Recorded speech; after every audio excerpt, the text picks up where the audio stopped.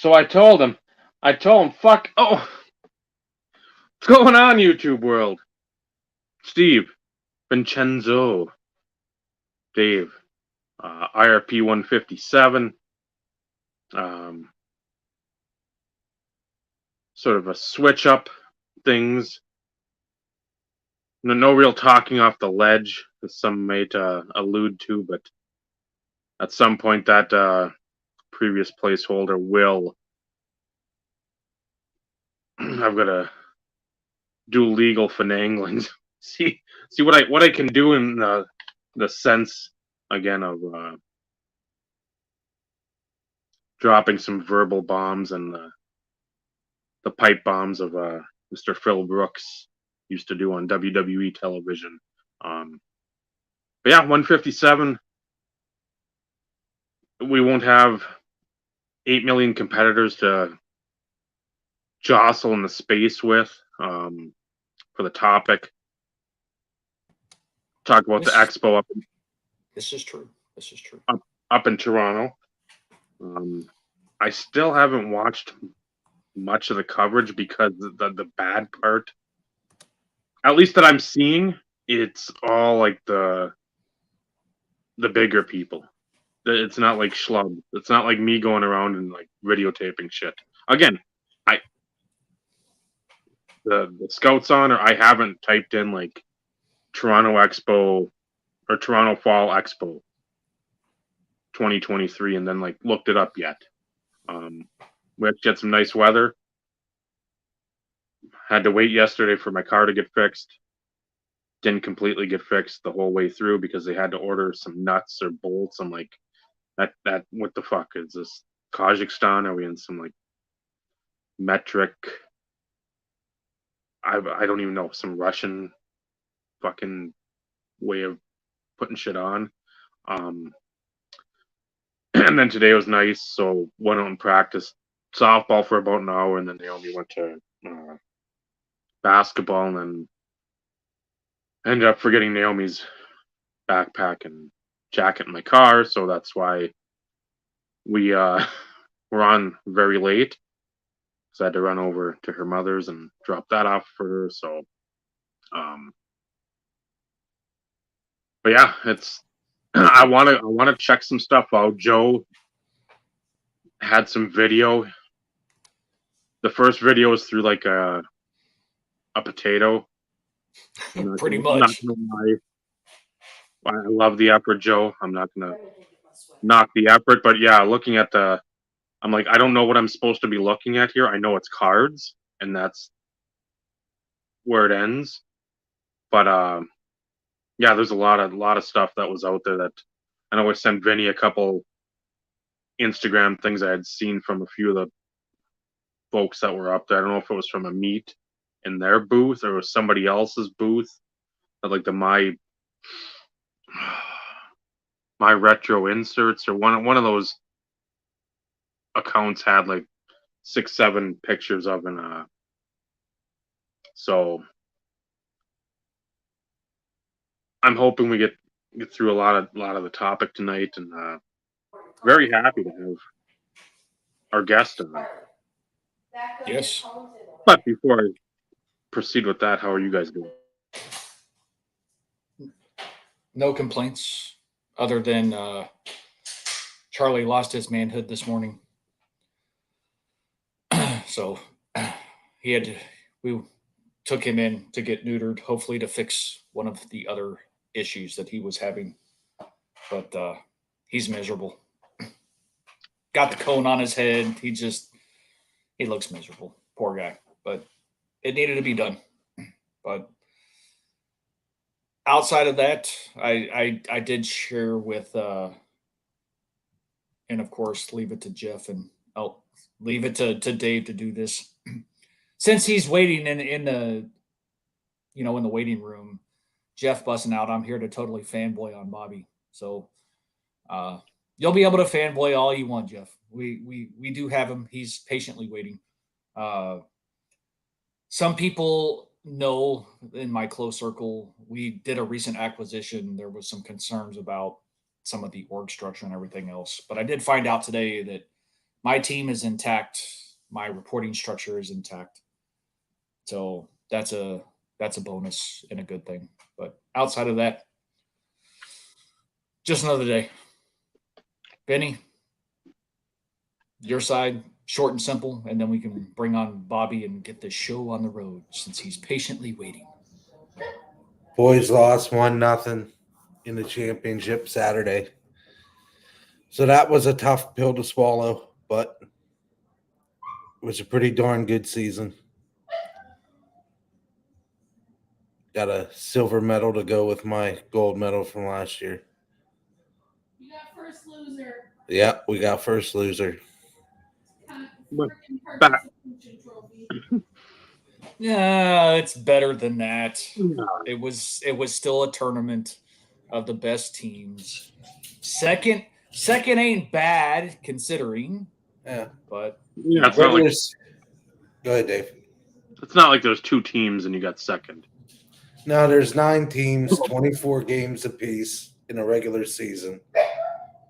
12 home, 12 away. Then you play a 3-tier playoff structure. So, I mean, sort of like the no-show, Jeff. There's 9 teams instead of 5 with the Michigan Sioux. So I got my Shorzy reference in there for Jeff. of course you did. Of course you did. And let's see. So I got that at National from Sal Berry that does that Puck Juck podcast. So I thought it was fitting for the shirt for the show. Of course. Settle down. Thank you, Paul. says. Settle down.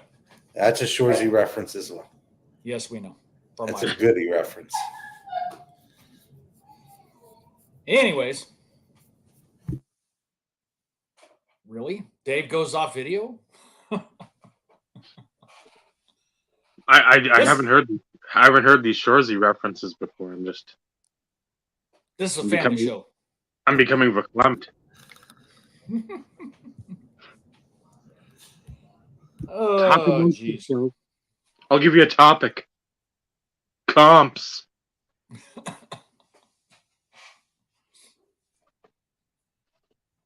Yes, and yes, the Broncos won. Should have been more of an ass kicking with 3 turnovers, but whatever. I'll take the win. That's all we're gonna say. I'm just glad Stephon Diggs did nothing because that helped me win a fantasy game, and so 3-0 in my 3 leagues, and Even better. I think 6-3-1, 7-2, 7-2, or 8-2, 8-2. So I know you're the second one that's mentioned in passing, Jeff. I've got to watch Shorzy. Vinny pretty much every 10 minutes is rattling off something from the show or something that I want to watch from the show. Or I think there's another show too that Vinny watches that he tells us to watch, and I don't remember because We don't care. that's pretty much the end of it. It's like, No offense, Vinny. You're not here, so it doesn't matter. Let's get this actual show on the road because I phony bullshit. I know he has a lot to say. He was really looking forward to coming on. And it's well overdue. It's something I already we've shared that talked with about him, it by the way. numerous times. Yeah, there. I filled him in. I filled him in, Dave. That this has been a long time in the making. But again, I'm telling our audience as well that I mean they're very interested. They're all waiting with bated breath. If you say so. I do because I know our audience. They're like a roadmap that we can read them. We know what they want. We know what they crave. So come with your questions too, whether Yes. it be Expo related, whether it be the app related, whether it be Trinket. hockey related, Trinket. trinkets. Yep, trinkets. Trinkets are another thing. hockey related pre-1990. Yeah, pre-70. That I mean, even that easy back in the. That's what he likes, the vintage, the vintage in the respect of not only cards but just Everything. collectibles. Anything collectibles. So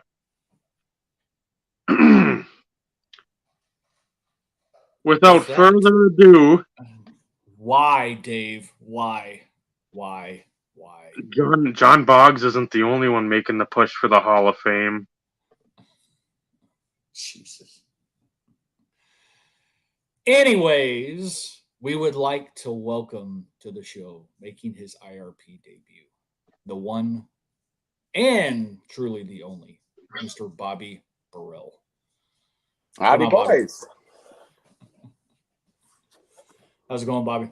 Hey, I'm doing good. How you doing, Dave, Steve, Vinny? My boys.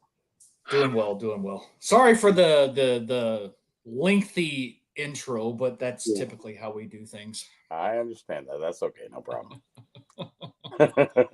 It was fun listening to that. That's for sure. Well, as long as we can make, somebody, is enjoying what we're having to say early on. Yeah, I get it. No, it's great. It's great. You guys want to talk about the expo? Let's talk about the expo. Sorry, my voice is a little shot. I was talking a lot on the weekend, with the app release and website, what have you. So I did a lot of talking, and I'm a little bit out of my voice is a little bit shot, but that's okay.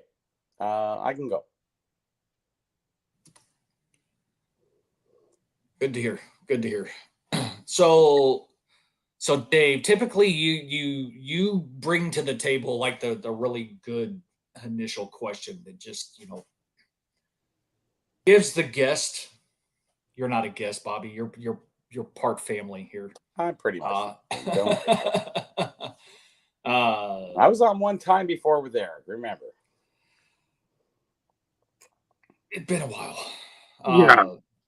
But Dave usually comes to the table with like that really good open-ended question that gives you a chance to really go Sure. off on multiple tangents Okay. and touch on multiple points. Sure. And then from there, we'll definitely piggyback off of some of what you say, additional questions. And I mean it, folks, like Whatever you having got. Bobby on here.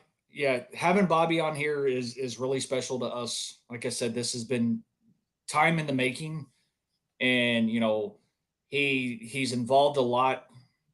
Maybe not involved a lot, but he's been in the hobby a long time. He has insider information, knowledge when it comes to the expo itself, and you know what I mean. Yeah. Relationships, conversations, that type of stuff. So he has different viewpoints and is able to be involved and sees things that not everybody gets to see as it pertains to the entire part of the show, because he's been in the hobby as long as what he has. He's got connections. He's got friends. He knows a lot of people. So he brings more to the table than just an average Joe like me or Dave Joe. or Joe Or Joe. going to the expo. So use this as an opportunity to ask your questions. So why don't I get into a little introduction of who I am and where I've been, what I've done. Okay. All right. I was born as a young child. No, let's get into this really. I was born a collector. I started collecting in 1969. My first pack was opened in 1969, and I went from there. And we can go up through, toys and comics and all the other things that I also collected, but I also stuck with cards. Only until about 94, 95, I really started to get into cards, the information side. And once I got into the information side, I went full tilt. I said, why is this wrapper is not defined as a 67? Is it a 65? Is it a 68? And it's hard to believe that we can go back to the 90s and say, we didn't know wrappers at that time. And I said, okay, well, I'm going to satisfy that. And I went in looking deep, and I finally got into all of that, and I satisfied that, and I just never stopped and kept going. And I haven't stopped for the last 30 years. Yeah. So it's been a long time, and every little thing that I have looked in, I went deep on. And I do have a lot of great information for Tops, O-Pee-Chee, what went on with the companies, what went on with the history. I don't get too far into the 90s where you guys are, but it was the 90s when I really started to step in and look at the older stuff, because a lot of people were kind of looking back and not having that information. And I said, well, I'm going to be the guy who provides that. And, I never stopped from there. That's it for that. Going forward, I've documented everything from 1910 to 1990. I get into all the companies, the history, what happened with Tops, what was going on with all the corporate entities, what happened through the 50s and 60s and 70s, what we got into the 80s and 90s. I really enjoy the 90s, the early part of the 90s more than the later. And, I went through that, and I think I'm satisfied with documenting most of that with my 3 books that I've written, one in 2003, one in 2006, and 2015. But also, I've written 75 articles on vintage hockey as well through various sites and publications. As Jeff Morris would know, that I wrote for the Canadian Sports Collector for probably a couple of years, 2008 and 9, and I also wrote for Beckett in 2007. So I have a little bit of history behind me. You've dipped your toe in the hobby world. A little bit, yeah, I'd say. Thanks. It's a big toe. I didn't say which one. Okay, it's the right one. So with that being said, your pool of knowledge is vast. You admittedly say, again, let's say 93-ish back, 92, 93 back is what your bread and butter is. Maybe your poutine. Ooh. I am half French, so. Okay. Half French, half Scottish. So you learn something new again every day. Yep. I'm assuming this was your first expo with your own booth. Well, my first booth started in probably 2002. Okay. I got together with 4 of us. We were into wax backs. My first book was 2003. It was the Hockey Waxback Collector's Price Guide. And what we did is basically put the wrappers, boxes, what cards were in there, how many in a set, what have you. It was a very rudimentary book. It's something that needed to be done. A lot of the other books that were done by other price guides were not so much into wrappers, so much into those type of things. The cards were always easy. That's always been very simple. But I always wanted to go a little bit further in, the packs and the boxes and what have you, because those are the rare things. Some of the boxes, a 1954 Tops box just sold for $25,000. That's empty. And we're talking about, that's some pretty good money, for a display box. And we don't have many that have been found from that time period, from the 50s and 60s. All the Tops have been found probably from 1954 up. Most of the Parkhurst has been, some of the Parkhurst has been found. I think 52, 53, 55, 57, and 59. That's about it. And we have no other finds from there. So we have a lot of missing links in there, so to speak, without being sarcastic. And it's kind of left. If nobody does it, then who else is going to do it? And I was the guy. I guess I'm the guy who stepped up and said, "Okay, I'll look into it." and I've always been good at that. There's nothing special about my grade 12 graduation diploma. It just says 55 in English and 95 in math, and that's about it. I was great in gym. Gym was my best. And lunch, I was pretty good at that. Other than that, I was a pretty normal guy. You Good got the retention, piece of though. paper. You got the piece of paper. I That's got all the that piece of matters. paper. Yeah. Grade 12 is, they had grade 13 at that time. And I said, what for? I said, forget it. I'm out. I want to ask about, okay, so you said you had the booth with the 4 other guys in 0203. Yes. It was this your first like solo endeavor as a booth participant at the expo? I would say, Dave, that was Needuum is a combination of me and Andy Malecki, who is the CFL guy, and he writes Okay. he wrote the app.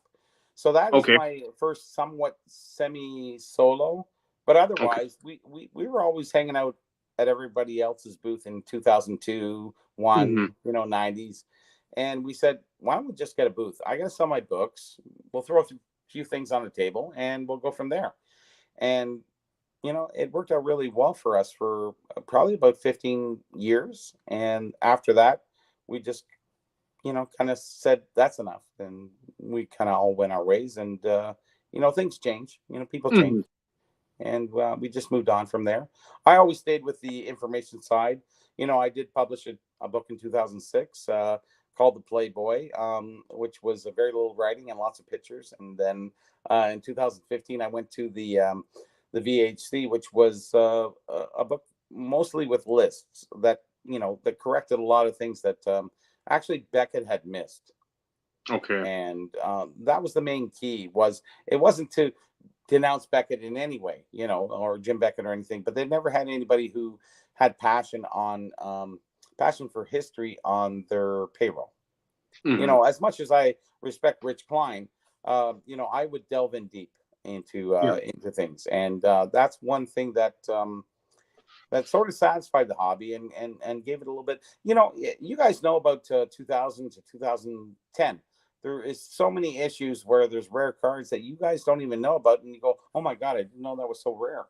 And you come across it. And the same thing with the 70s, 60s, 50s, all down through the 10s. There's a lot of rare cards there, and it's nice to have somebody who has documented all that and is moving forward with that, especially with an app, website and app. Sorry, I have to specify the difference because a lot of people in my age group, so to speak, they don't like apps. But I said, well, you do eBay, and they say yes, and I say, well, it's just we have a website version, and it's just like eBay, but a little bit easier to use. And they go, oh, I didn't know that. Okay, so that was the main focus of the expo, is to explain things to people, to understand the vintage aspect, because there's a lot of rare things in like you might call them trinkets. I call them food issue or merchandise, and there's a lot of so-called money that is left on the table that a lot of people don't realize what they have, which kind of leaves me open for shopping pretty easily on the expo. Yeah. I have that benefit of, and knowledge is power, and it is very true. And, and Carlos the same, he said the same thing, he said, hey, I picked up this thing. Nobody knew it was 1 out of 10. And yeah, it's knowledge is power, and it's very powerful. And it's not like we're trying to make money on things. It's turning one thing into another thing, so I want to pay $100 for this thing. I made $60 on that thing. I only have to pay 40 for that thing. Isn't that great? That is our hobby. That is the best part, and a lot of these kids come into the hobby and they average up. They buy it for 40, they sell it for 60, they buy 60, sell it for 80, and they keep on averaging up. And it's a great way. Like, none of them want to cut grass and shovel snow anymore. So, it's a great way for them to go forward, right? So I want to ask this, and then I want to get to Joe's question. Oh, So sorry. Go ahead. Yeah, sure. no, when you're bringing that up, let's say you're, and then we'll circle back because I want to ask you more about the booth sort of being Sure. like a vocal point instead of you just sort of like the hangout like with the crew. But when you're going around to tables at a show, Yeah. what is the feeling? Because I know I can speak for all three of me, Steve, and Vinny. When it comes to you see something like that in the game gold, it's not numbered to 10, but if you've done enough research, you know that time period of collecting, and you're like, okay, that's X amount of dollars in my head, and you see a sticker for like 30, and you're like, Sure. Yeah. okay, what is that feeling? Because I'm guessing it's conflicting. Because for me, I know specifically I want to say something, but at the same time, if you're not doing your research, if you're not taking the time to know your inventory, it's not my job, even if I'm a community regarded expert or expert level knowledge.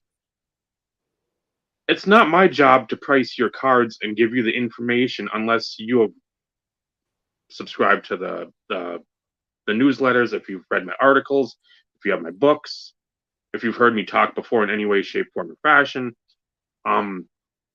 For me, that's always a happy moment. If I'm like, your ignorance leads to my happiness. Benefit. Yeah. Yeah. So I'm just curious because we all have the same basic circles. I mean, yeah, I can put this circle here of us, but then over here there's an overlap, but We're there's some all other collectors. people that, Yeah, sure. yeah.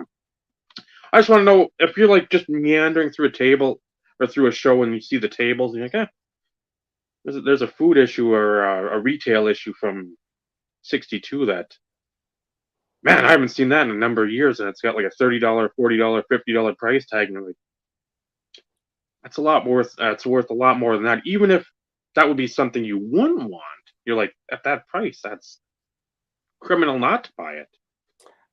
It's almost, it's funny, Dave. It's almost criminal that I can walk around the tables and just cherry pick. Because when you have so much knowledge, I think I was telling this to Steve before, is like, it's like one of those things, not like the other, and kind of go around and I see what is what, and I see the stuff that is rare, and I know what's rare, and I grab it. Mm-hmm. The unfortunate part is, oh, Bobby Burrell, oh, what do you think that's worth? It's like, I can't price it and buy it from you too. Yep. So I do run into that problem on occasion, and I get the odd friend to go over and buy it after I've been there. But for the most part, anything I see I don't know, I'm pretty much on. I have good recall for that. For some reason, I have really good recall. I can't say that I'm smart, but when something stands out, I can figure it out, and it works out well for me. I appreciate that dealers have done a little bit of homework, but they haven't done enough. And it's sort of like when you go to let's say a GP, he charges you $100 an hour, let's just say, and then you go to a specialist, he charges $300 an hour. Well, I'm the $500 an hour guy, and I'm walking around just having fun, and it works well for me, and I help a lot of people out. Actually, more. That's not just for me. I just look for the differences and try to find homes for these things. And I'm a big collector of leaf stuff, but if it's not leaf related, then I don't mind giving it to people, and they rely on me for a lot of certain collectibles. And then I can give them the information behind it too, which is supplementary to the sale of it, and it really helps everybody. I don't ever want top dollar. I always want to be below that. I always a lot of people who get something rare, and it's the first thing they ever got that was rare, and they want to charge the moon, and I don't want to charge the moon. I just want to be at the the atmosphere. I'm good. I'm right there. I don't have to make $1 million. I'm never going to be a millionaire, but I just want to help people with their collections, and anytime that I can scan anything for information wise and then move it on to somebody else, I'm so happy. I'm so happy in that regard. Honestly, it's like a double win, you know. Mm. I get a nice scan of it. I can put that information into the thing, and somebody else gets it, and they're happy. And guys, every time I list on, I have a good Facebook group where I have 2,100 members, and we only talk about trinkets, and we only talk about food issue and merchandise. We don't do any cards at all. And I have 2,100 members, and we share a lot of information. And those guys are really very much hardcore into those type of things. And every time I list something, that I picked up, I get so many private messages. It's unbelievable. And I'm happy. I'm saying, yeah, sure. What's it go for? $100? Okay, $70. I'm good. I'm good. I always want to be the guy below. I don't want to be the guy at the very, oh, it's the first time I've ever seen it. Try to replace it. No, I'm not that guy. I'm just the guy who says, okay, here, listen, $70. I'm good. Because I probably picked it up for 20. Sorry. But well, again, it's not a bad thing to make some money off of it. But again, you don't need to be. And I've heard other people, especially in the hockey realm, say that they want to be that record sale, that they have no problem, Yeah. even if they've got a copy of something that they wouldn't mind being the record sale as long as it doesn't go below whatever their previous purchase price was. But again, that's the thing we've liked about you too. You're down to earth, and you're not somebody that's always like you I'm got not the money something man. behind your No. back. You've got like I make a penny an hour with writing and stuff like that. Don't worry about Dave. I'm not making money on that. But you know what? It's nice to help people with their collection. And I know yep. what people need, and I go directly to them, and they say, that's fair. I'll take it. And I have never had somebody, maybe I have once or twice, but most people say, okay, let's do it. Because I'm not way above. Some people get them things, they say, oh, I've never had one before. It's like, yeah, I've seen 15, 20 of them. And they want $800, and it's really a $300 item. And, it's hard to believe, I guess it's just an immaturity of the hobby. They never really come across things, and it's unfortunate. And I try to tell them, and they go, well, he knows nothing, and that's fine. I'm good with that. Hey, listen, I've been around a long time. Don't worry. Well, because I know what's known. they know more than the other guy, so they think. That's it. Yeah, and they share that information. You're right, Steve, about and what they think they know. And that's one of the downfalls that I've noticed over the last few years. It's you try and help people, you try and educate people, because that's ultimately what a community does per se. It's to educate, to teach, to help, and get people to learn, right? For those who have been around a long time. And you have a lot of people that think they know everything, even though you can correct them and you try and educate them, and it's almost like you want to pound your forehead against the wall and be like, dude, listen. We're not like, I'm not trying to belittle you. I'm not trying to make you look like an idiot. I'm not trying to be an asshole. But look, I'm trying to help you. If you don't want the help, then fine, whatever. Look like a dumbass. But you would think when you get into this space in this hobby world, all the free information is better than none at all. If people are purposely trying to help you and give you information and educate you.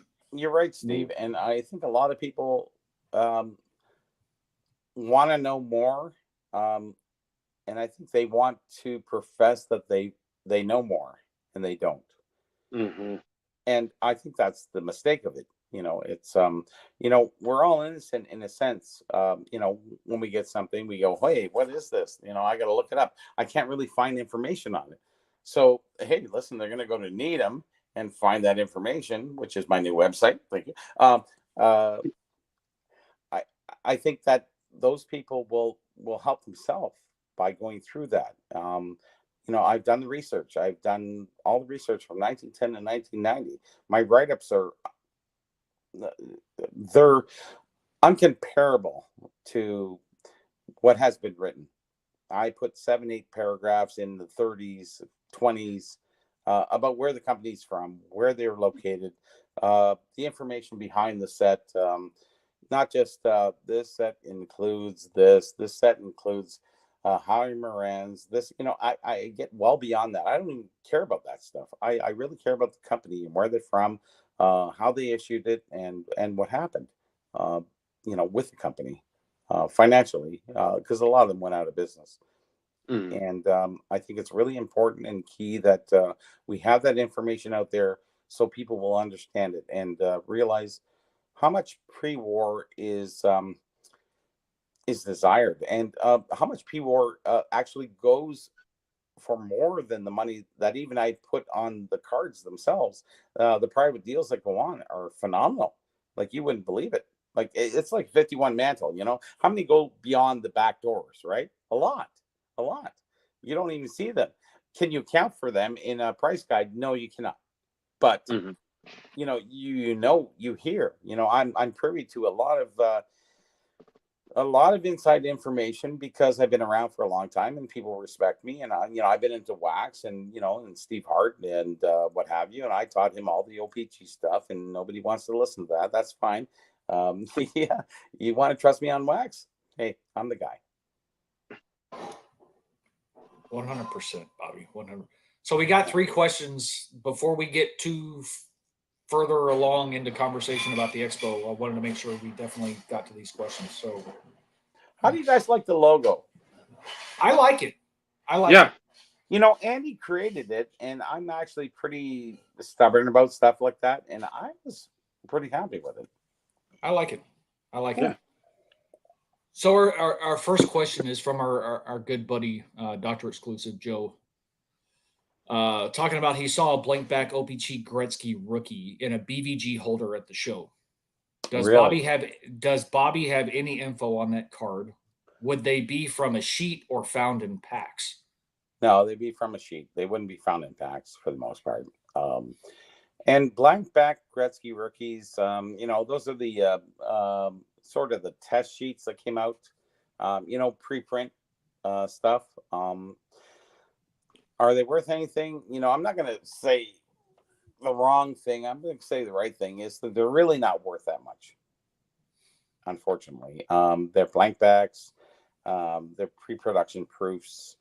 There's a lot of people who stole stuff from the print shops.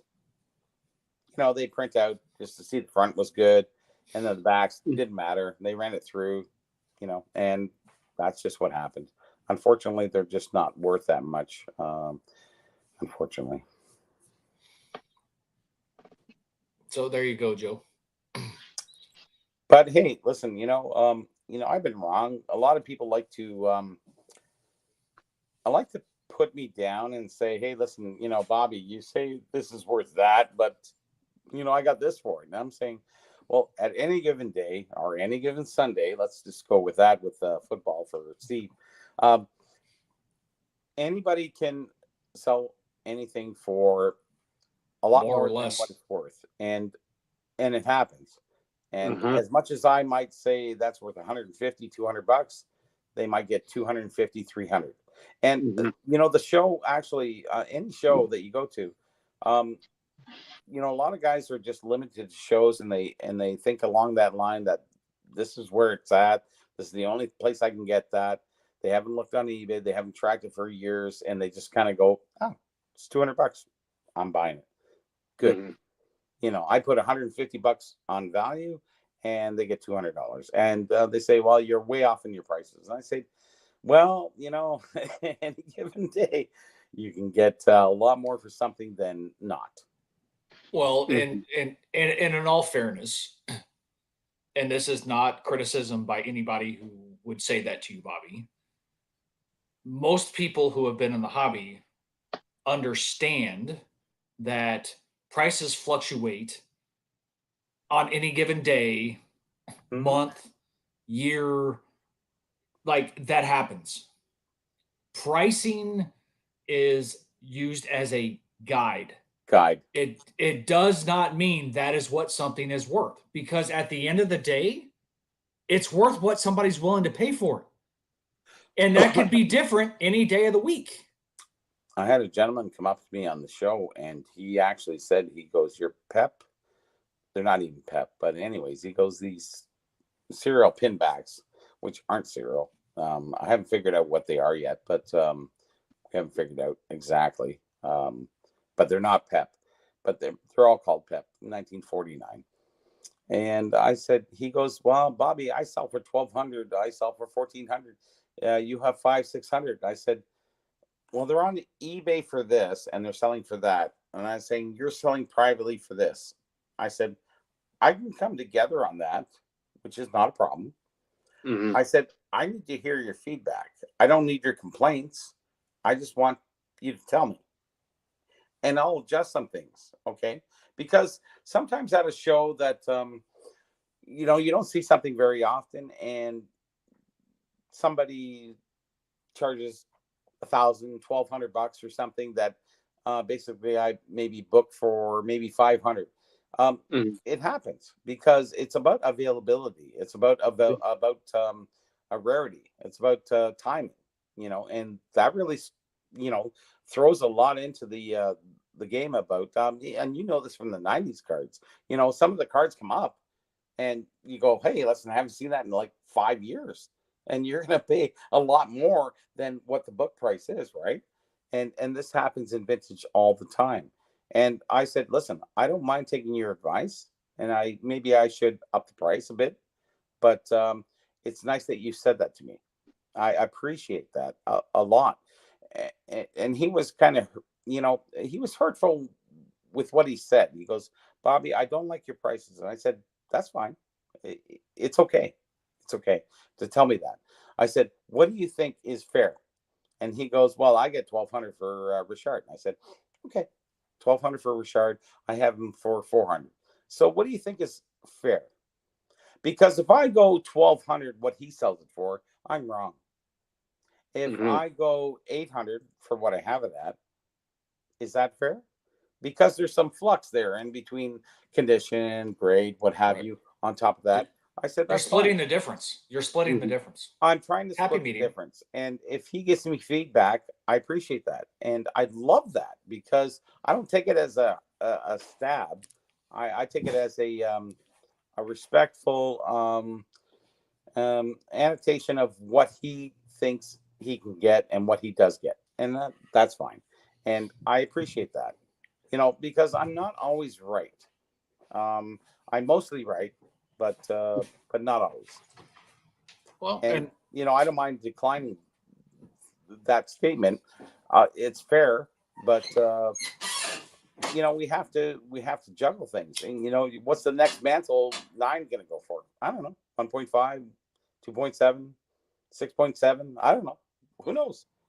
Yeah. well, it don't goes know. back to what I said earlier. It's used as a guide. It's a guide.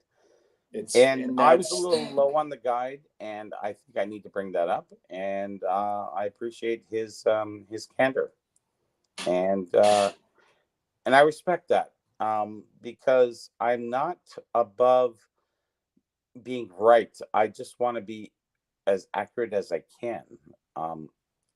I'm not the guy who knows everything. I know a lot of stuff, but I don't know prices all the time. And what sells in a show, that sells online, that sells privately, are 3 different things. And I have to balance all 3. And it's very hard sometimes because Mm-hmm. some people won't share that information. He shared that at the show, which was great. I thought that was phenomenal. I said, "Okay, thanks. Thanks, Mark. I really appreciate that." And I said, Mm-hmm. "Listen, I'm going to actually, from what you said, I'm going to adjust some prices." And that's fine. And I can go in and I can change it like that. It's not in the price guide. It's online. So it's great. And that's the one part about Needuum that we do have is we can adjust things. Am I in error for that? Maybe. And it's okay to be wrong. I don't mind being wrong. As long as you show me that I'm wrong. I appreciate Mm-hmm. that. Yeah. I you're don't mind being you're wrong. you're not striving for perfection. You're striving to be as reasonable Progression. and as Perfection.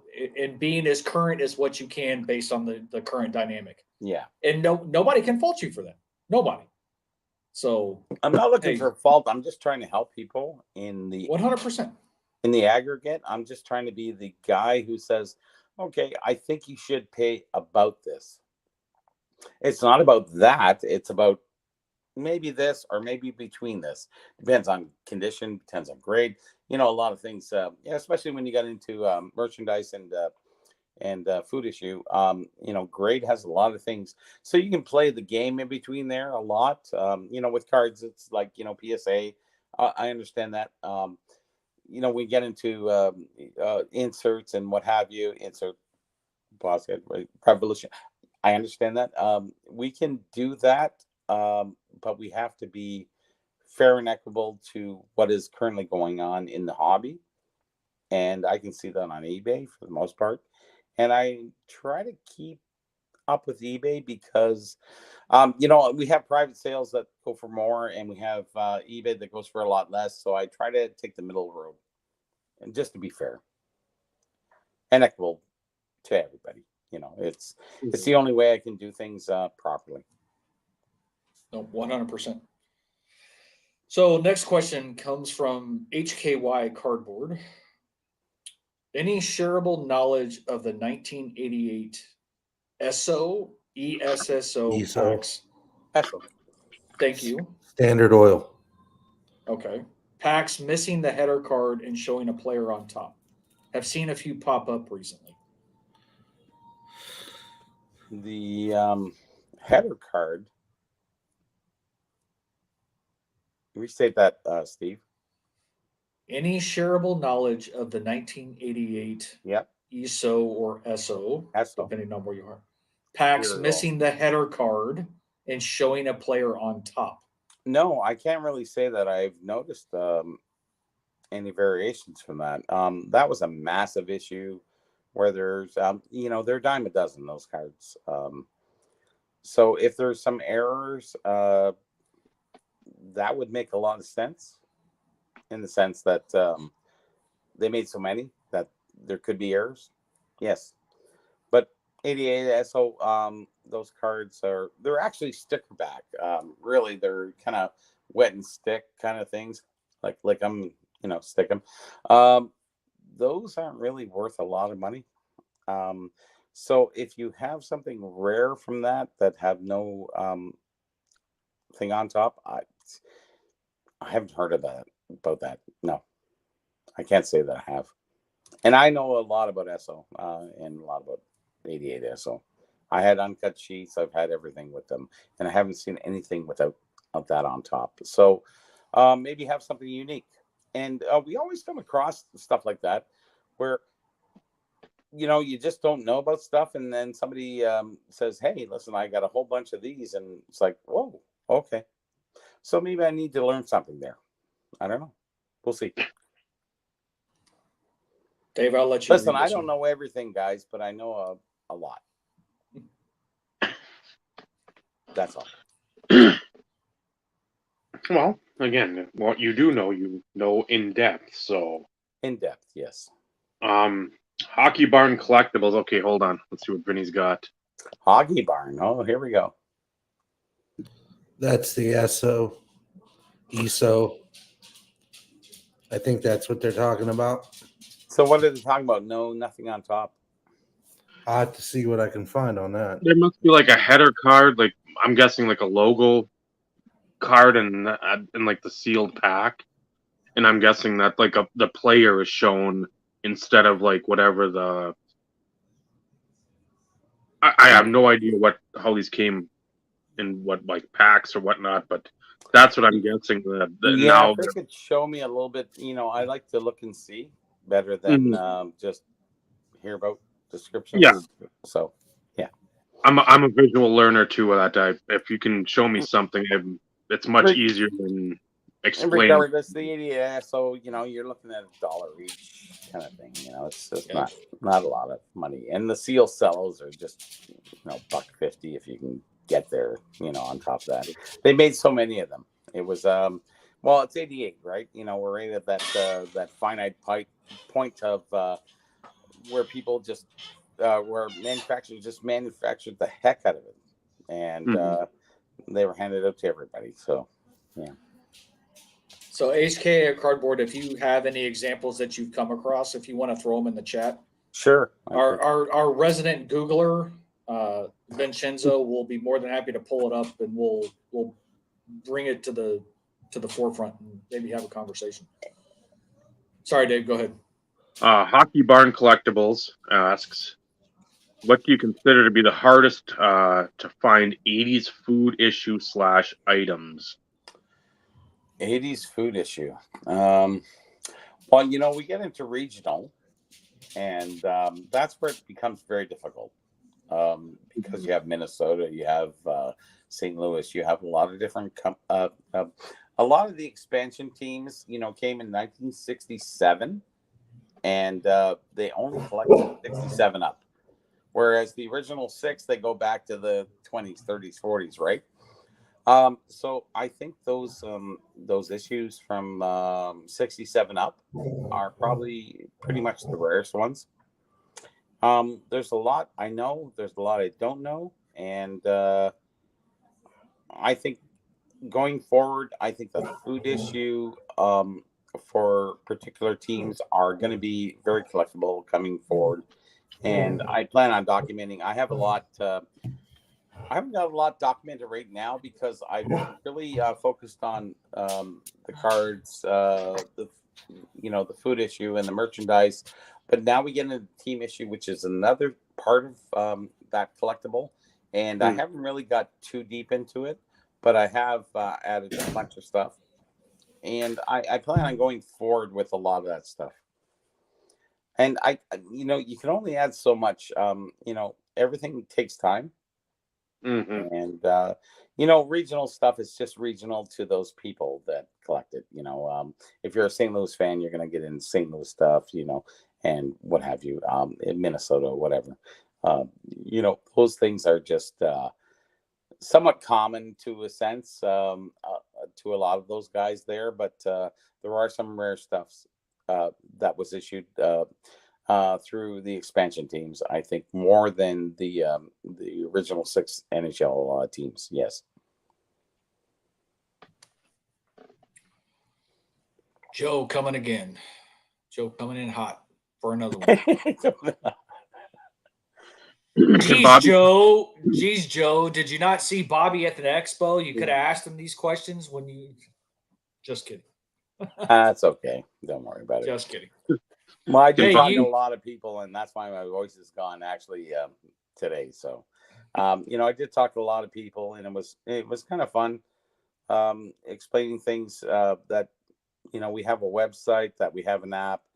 And I think a lot of people walk into the app, getting into Needuum. That was Andy's idea of his name.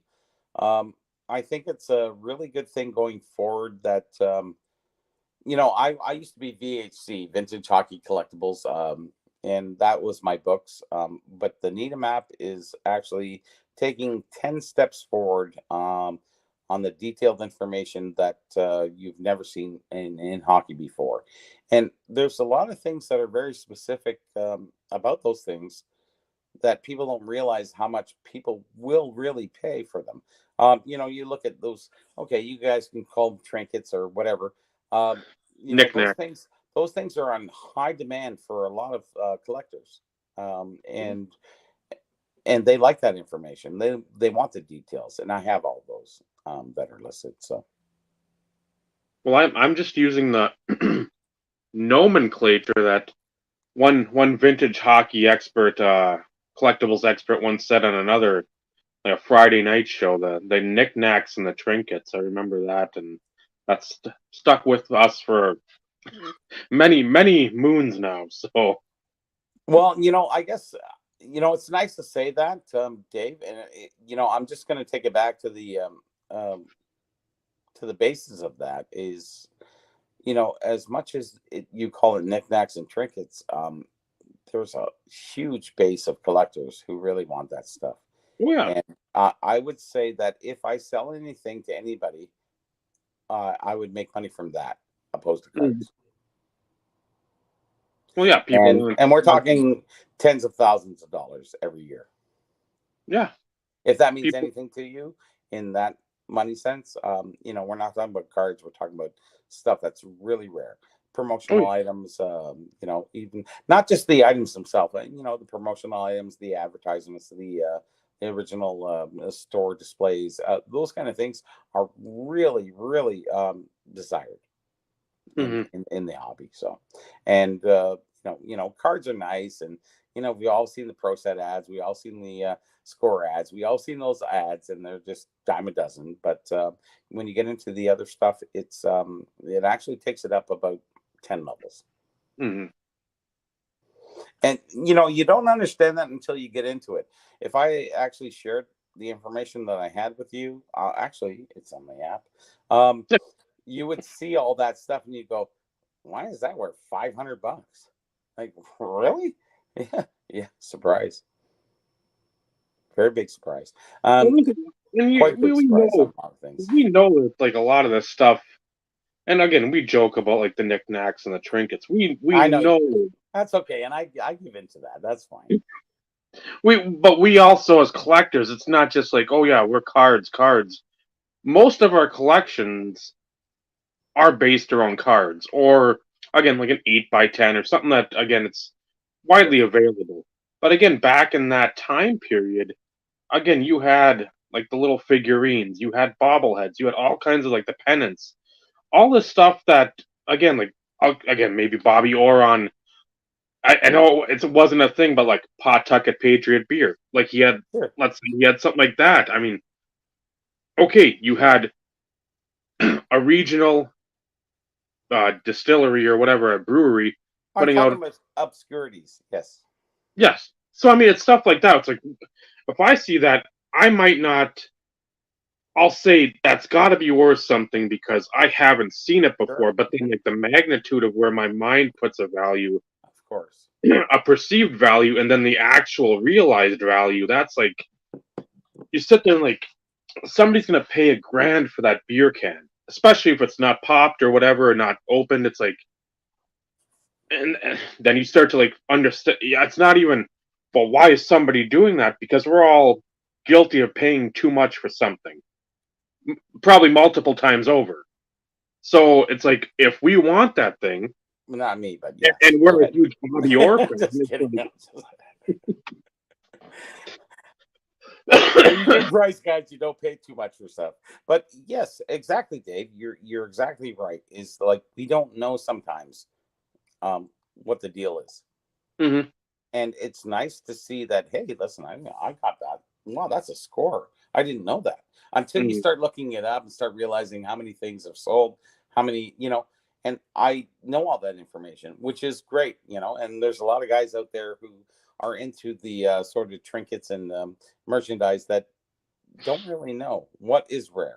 And once they look into the app, into Needuum, my other books said a lot too, but I think Needuum is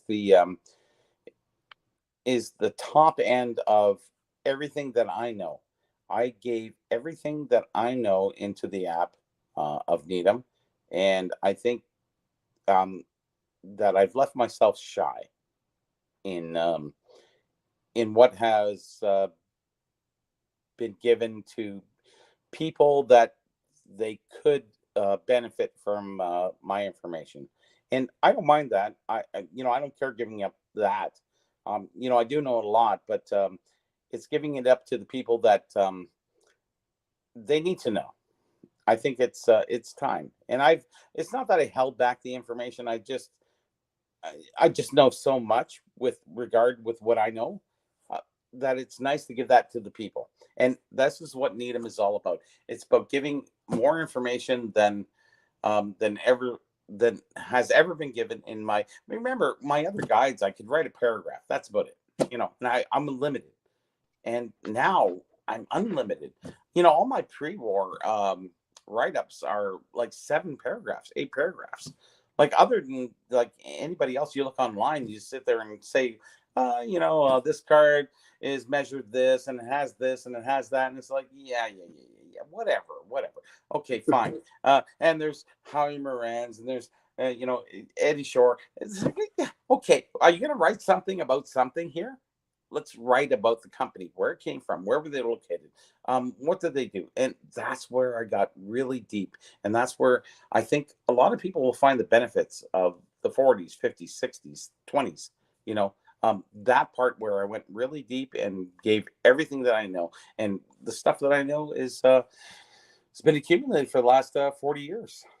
So I hope that people benefit from it. It's not that I'm giving up anything. It's just I'm just giving the information forward, so we can pay it forward and move on with the hobby in the vintage sense a little better than what's been given prior.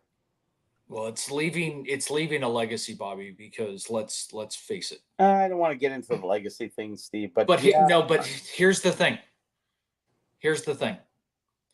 As we continue to get older, yes, when we start kicking the bucket, that knowledge dies if it isn't shared. So that's what I mean by leaving a legacy. Sure. It's those who have been in the space for 30 years, 40 years, 50 years, 60 years, whatever. A lot of information has been lost because there wasn't opportunities and outlets to share that information with others. Well, that's the important part, why you had Brian Price on, why you have Jeff Morris on. Those guys know a lot of stuff. Like, those guys give you the inside information. I wasn't there working for those companies at that time, but I can tell you, I can give you the 10s up to the 90s of really cool extra information. Those guys work there, and that's a different thing. I give them, the guys, so much credit, for what they've done. But I'm the guy in the back, sitting back going, hey, listen, guys, here's the information that I've researched, and I'm giving it to you guys. And it's all through the app, website, whatever you want to do. And I hope you enjoy it. I really hope that you join, because it's $5 a month. I don't think you can get any cheaper than that anywhere for any app.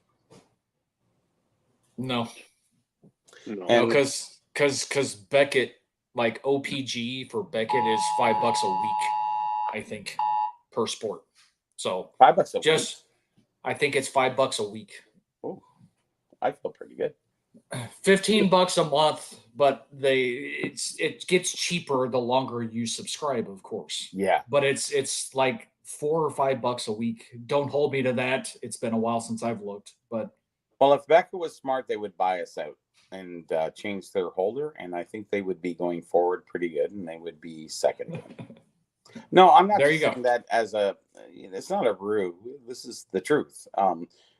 They need something that will differentiate them from their competition. Mm-hmm. And what we've done with the app was by collectors, for collectors, through collectors. It's not about what's in there. It's how it's designed, and that you can search out anything in 2 seconds. Actually, I said, okay, look up. I went to my friend. I said, okay, look up the Carol Vadnais 1968 Sheriff coin, and he goes, okay, fine. I'm going to find my book. By the time he found his book, I already found the value. Mm-hmm. And then I can look up the write-up and see how, and that is the difference between the two. Am I an app guy? No. I'm 59. What, come on, guys. I like books. But, sometimes we have to advance ourselves on. And I feel that, I don't want to be left behind. That's why I'm on Carlos' show. That's why I go on other shows, is I don't want to be the guy who's the old school kind of, that's it, that's all he does. No, I want to go forward. I want to look forward to what's going on in the hobby, what's happening in the new space, and going forward is a really good thing for all of us. And I'm not going to be that old. I'm only 29, guys, in my head. Age is a state of mind, my friend. It is. And I don't have gray hair, but I do have this. So, anyways. All right, I Dave. should shave this. I look like Vinny. He shaved his beard last time. That was pretty cool, Vinny. I like that. Looked like a little boy. It looked weird. I'm Yeah. going to be the first one to say it seemed weird. Yeah, I did. Can I take a washroom break, guys? Of course you can. Okay. 1 sec. This is going awesome. What's that? So that's the Esso collector's book from '88. That's the back of the book. So is it almost like a Panini, like our old sticker book type things? It kind of looks that way. I don't see inside the book. Show it to the camera, Vinny. To the camera.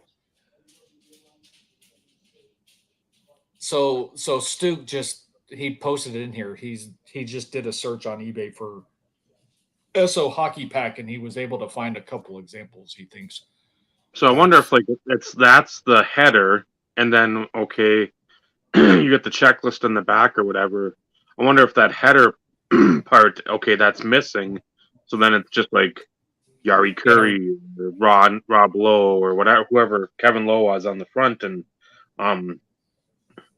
instead The of header is intermixed somewhere in the pack because of the way it was packed out or something, maybe. either that or just completely missing, or who knows. That yeah, So that's those good. all have header cards. Yeah, it's got to be the Canadian version of the Panini, the old sticker books that we got for kids. I remember, I know they've come back in recent years, but I remember getting like whatever the 10 stickers or 12 stickers in a pack. You always got like the silver all-star or all-pro, and Yep, I remember those. Yep. those are. There's a bunch of like articles and stuff in the beginning, and then you hit that and you could see that one stuck in there. So it's almost like it's definitely like that famous picture, Bobby Orr. Okay. Then you move into the 70s, Wayne. And then that's Guy Lafleur.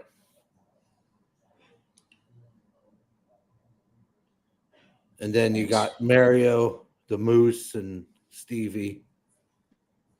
So your 80s guys.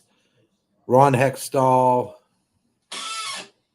Al McInnes, Paul Coffey, Lemieux, Luc Robitaille, Yari Curry, Dale Howard-Chuck, Matt Naslund, Grant Fuhrer, Tim Kerr.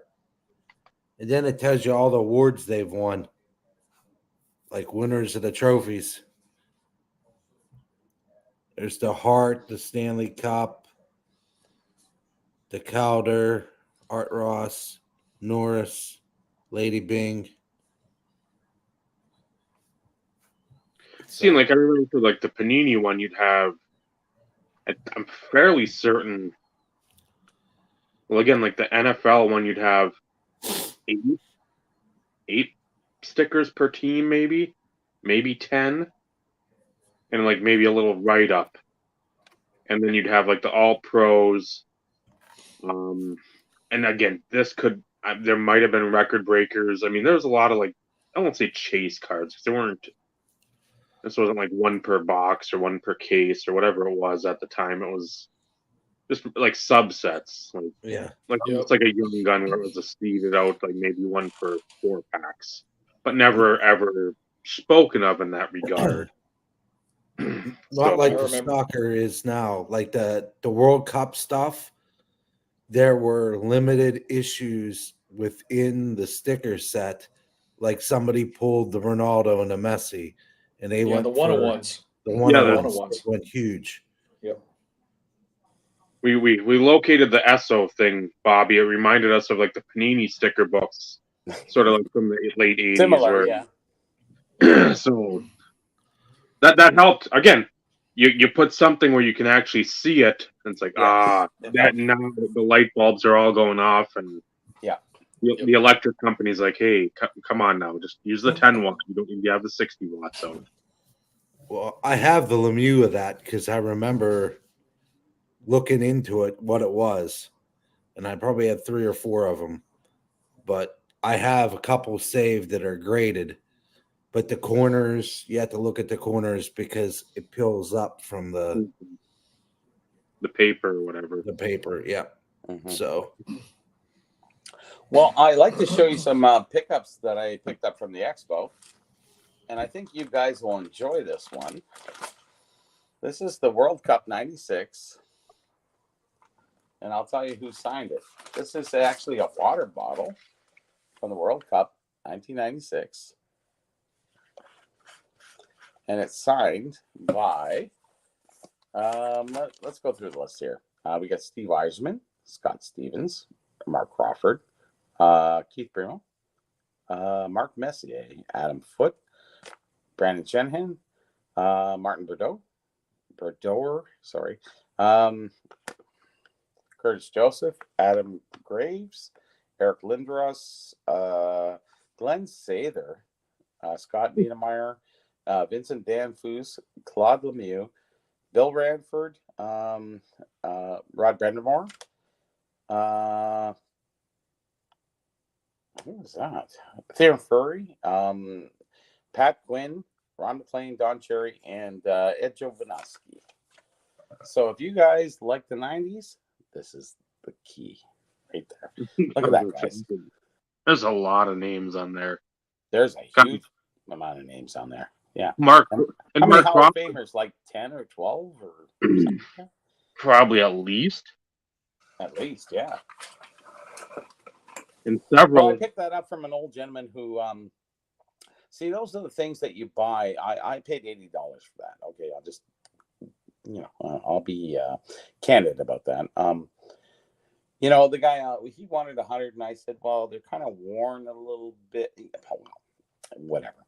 And I started looking at the names afterwards, and I went, oh, Jesus Christ, this is like $400. Oh my gosh. Because there's so many great names, and Eisman doesn't sign, like rarely. You guys know that from yeah, exactly. And then you look at Jovanovski, you look at Don Cherry, you look at oh my gosh, there's some great names on there. And I just I couldn't pass on it. I said, I almost felt bad that I offered him 80 from 100, but I just didn't know at that time. And then I started looking at the list, and I went, okay. And then I looked at the names, and I said, yeah, those are real. Those are all real. So, you pick up some great things at the expo. I picked up a 1920 28.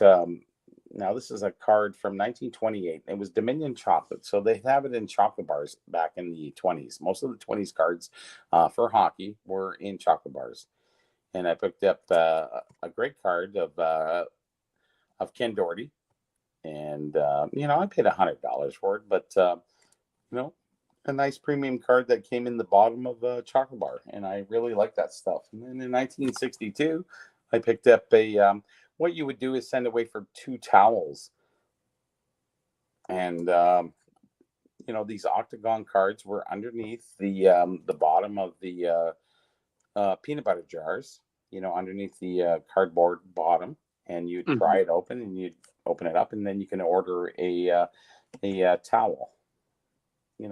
I also I got this given to me, which you guys will love. There you go. Anybody know who this is? What this is? It's metal. Dougie Gilmore. Yes, exactly. 96, Bobby, 97. you got to have something from something shiny. And I said, okay, I will take it because I love Doug Gilmore, and I remember him from '84. He was one of my favorite Leafs of all time, and I really appreciate that card from Yannick, and thank you very much for that.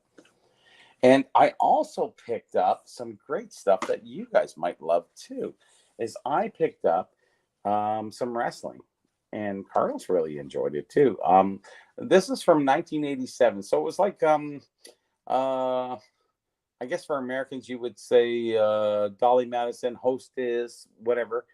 These were inserted in the bottom of the cake boxes. Okay. Yeah. And I picked up ID Sorry? Is that Slick? That Dr. Style? Yeah. The guy and then you've got Brutus the Barber Beefcake.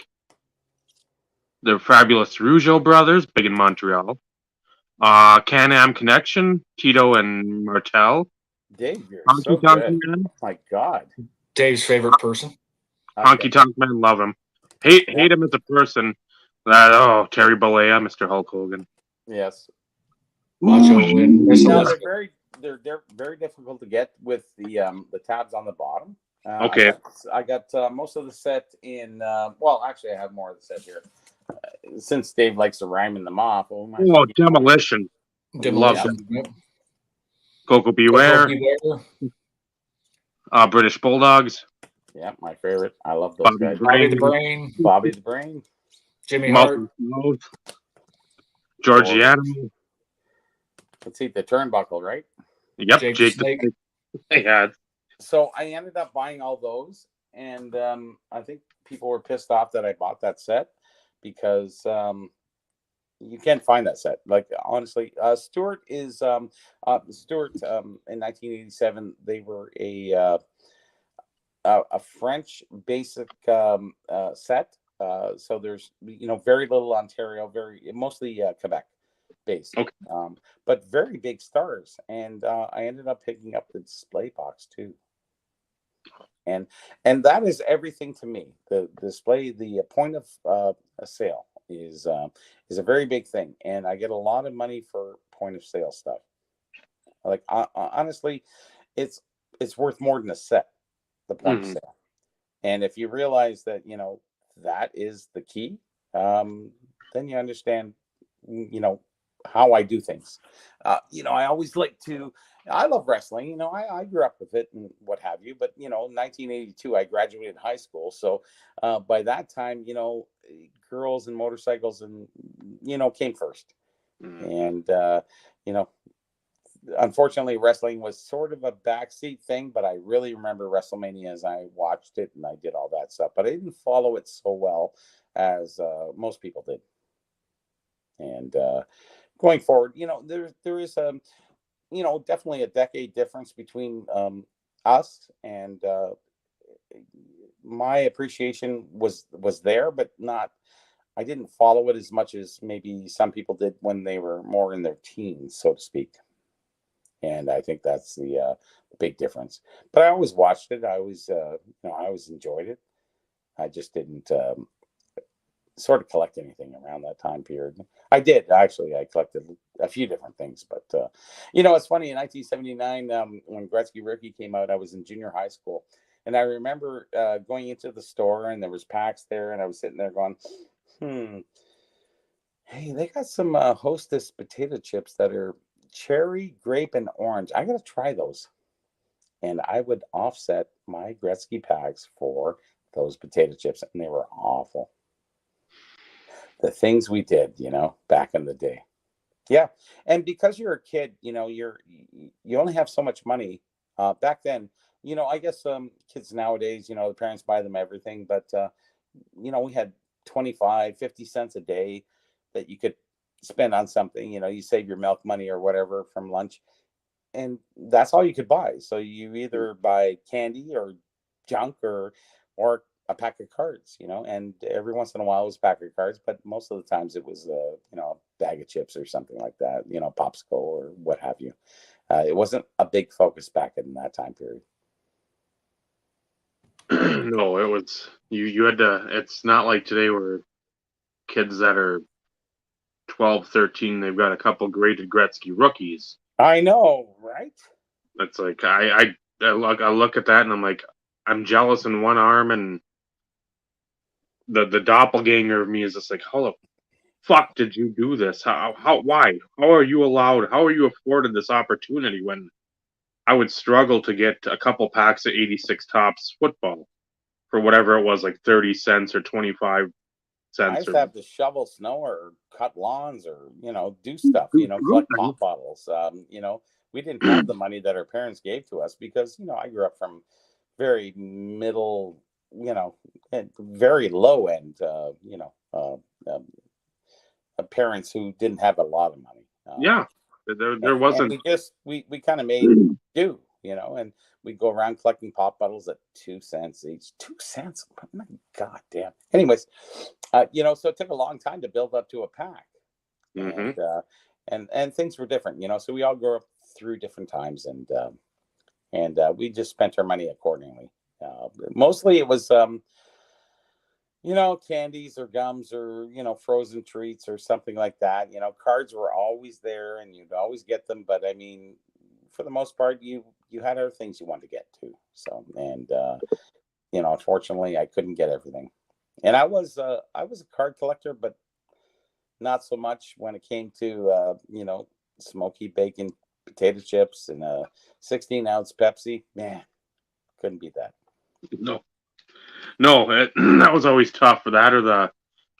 And that's 1973, boys. Well, you know you weren't even drawn in by the garbage pail kids. You didn't even have to worry about that because no that I was didn't our know thing. I do know about them with Opeachy and what have you, so it was pretty good. Opeachy is a interesting company. I'll just give you a little history if you guys want to hear it. Sure.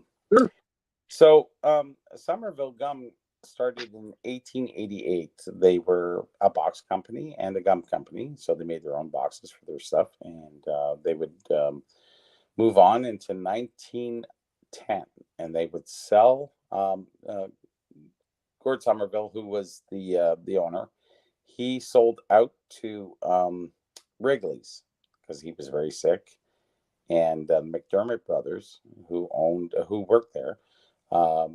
They would continue on in 1911 to start Opeachy. So Somerville Gum and Opeachy, they were, a box company that was separated from a gum company. And that's when Opeachy started in 1911.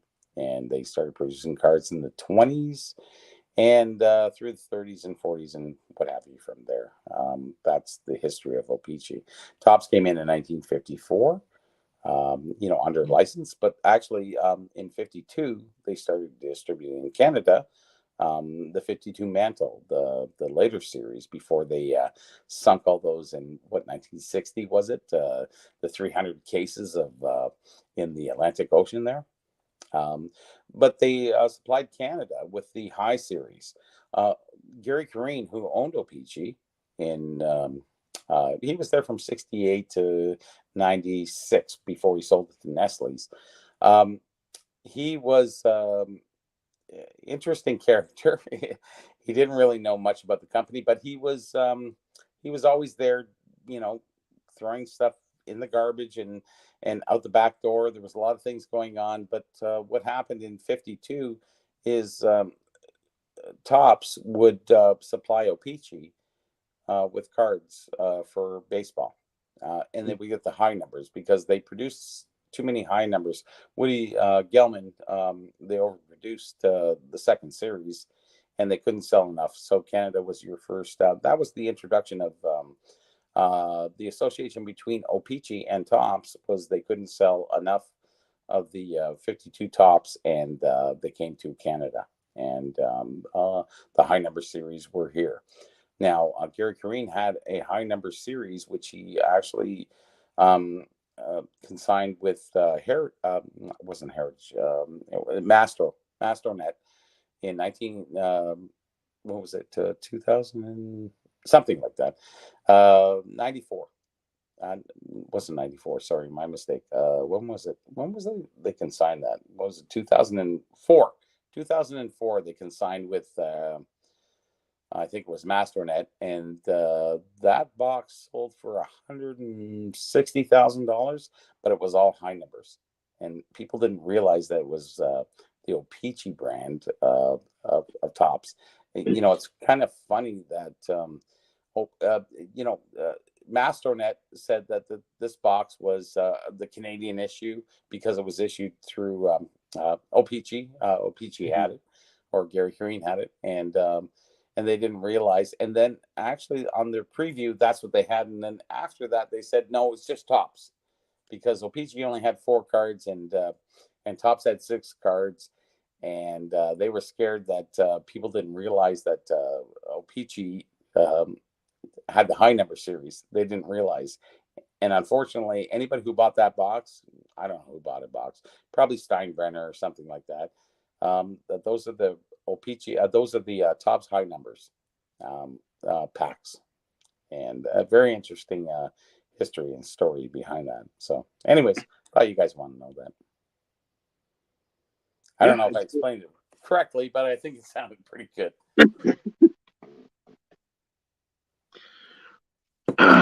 Get to another question, Joe, since he failed to ask you this up in the expo. Can Bobby talk about the 1952 Real Desserts issue? Sure. Why hockey is so tougher than baseball to source? Sure. Well, baseball is everything American, and Royal Desserts actually came up here in 1950. I have the ad. Were they distributed in Canada? I'm not too sure if they really even came up. But basketball and hockey were very low on the totem pole compared to baseball. So they very limited sets. And the Royal Desserts, they came out in 51. Not 50, not 52, 51. I've determined that issue to be 51. And they came out with those 6 different hockey players. They had the custard boxes, which were really rare because they were different. They were a blue tone opposed to a red tone, red and white. They were blue and yellow. So those ones are very, very expensive. And those ones go for about 40, 50K for a set. And baseball, 15K, 10K. Basketball, 40, 50K again, because they're very rare. They just weren't distributed very well. Baseball compared to basketball and football, hockey at that time, very low. Oh, very low. Yeah, it was night and day. It was very much night and day, yeah. And they continued on with movie stars and actresses, and then they went into Howdy Doody after that, and a lot of different things. But the hockey and the basketball are very well revered, where the baseball, not so much, because it was everywhere, right? So there you end up with rarity. So you have a Gordie Howe that's in a let's say a custard box, like honestly, like 8-10 grand for that beat up condition. It's incredible, and nobody know. It's funny. I'm going to be candid here. Maybe I shouldn't say this, but I'm going to do it. Okay. I had a guy looking at my book, and he goes, "Bobby, do you know who owns that custard dessert box of Red Kelly?" And I said, "Yes, I do. In my book, I know who owns it." He goes, "Can you give me his name and number?" I said, "No, I cannot." And they said, because I'm very I'm diligent about keeping that information to people who donate that information. I'm very, I will not tell anybody anything beyond what they need to know. And because I have to keep that secrecy between the person that supplies the information to anybody else. So I said, I will ask him if he wants to sell it. And he goes, "Bobby, you can offer him $50,000. And I said, all right, okay. And he says, "Don't start at 50. You can start at 25. And I said, okay. All right. So I contacted the guy. He said, "Listen, I have a collector friend that would like to offer you $50,000, $25,000 for that card." And he goes, "No, I'm sorry, not interested." And I said, "Well, I'm at liberty to sell that for to offer you $40,000, more." And he goes, "No, I'm sorry." And then he never contacted me back after that. It's not about the player and the money. It's really about there's a lot of people with a lot of money out there that will not sell something because they know how rare it is. And he said $50,000 for that card, and I just went, Jesus. That's half my mortgage. At that time when I owned a condo, I just went, "Oh, Jesus Christ, why can't I own that?" So what happened through the 80s with the hockey hobby, I will tell you this. There was three collectors that came in, let's say the mid 80s to the early 90s. One of them was called Pat Sarma. The other one's called Simon Bork. And then there was Chad Dreyer from California. They were big hockey collectors. And those guys within themselves drove up the hobby past the point of where it should have been. You had collectors that were paying. These guys would pay the top dollar for items, and they drove up the price of everything. So every collector who was buying stuff could rely on their pricing of what they would pay, and everybody was paying more. And after they got out of the hobby, which was probably probably early 2000s, after they got out of the hobby, prices dropped considerably. And the hobby kind of shuffled a little bit for a little while. It came back a little bit, and it's never been quite the same with those guys. So people can drive up a hobby, as we've seen in 2020, 21, 22, 23, the investors. We've seen that happen, and that has happened prior. So we have a repeat of what has went on in the hobby. Just in hockey, comparatively speaking to what happened in baseball and football and basketball, especially basketball, in the last 3-4 years. And I think, and this is a personal opinion, you can take it as you will. I think what was happening in 2000, 2003, a lot of the collectors were basically holding. I don't think they were finding end users. I think they were trading amongst themselves. I think they were really, there was a lot of trading going on, and everybody's upping their game and stuff like that, but they weren't finding end users at the end of the hobby. And I think that's what kind of dropped things off, and they tried to find end users, and they couldn't really find the guys willing to pay $70,000 for this rookie card or whatever. It was sort of traded amongst. There was a lot of middling going on in the hobby, and I think that's what sort of hurt the hobby going forward, as we see right now what is going on. The one best part about that for me is the hockey hobby wasn't really, we didn't have $70,000 rookie cards coming out of the packs. We had $10,000, $5,000 if you're lucky. And I think that kept it down to the minimal loss within hockey, whereas basketball, LaMelo Ball and all these other guys that were, so big that, there was 47,000 PSA 10s, and it just kind of hurt themselves at that point going forward, where hockey was somewhat protected, which was, I guess, kind of nice looking at it from a 2000 perspective. Just saying, that's my personal opinion, is there was a lot of things traded amongst people that never really settled in end user hands. Whereas I think that happened with basketball and baseball and football. Hockey was pretty well protected at that point. Just saying. That's a personal opinion, so you can take it as you A lot of truth behind that, though. Yeah, and most people don't want to hear it, but it is the truth, and it's good to be truthful about that stuff, because otherwise we're fooling ourselves. We're walking into a gated community of collectors that end up pump and dump and do whatever. And I think that hockey was sort of protected in the sense that we didn't have a lot of high tier rookie cards. Basketball, they got killed because they just went card investor, right? And I'm not saying there's anything wrong with that. I'm just saying that, yeah, it was wrong. Sorry about that.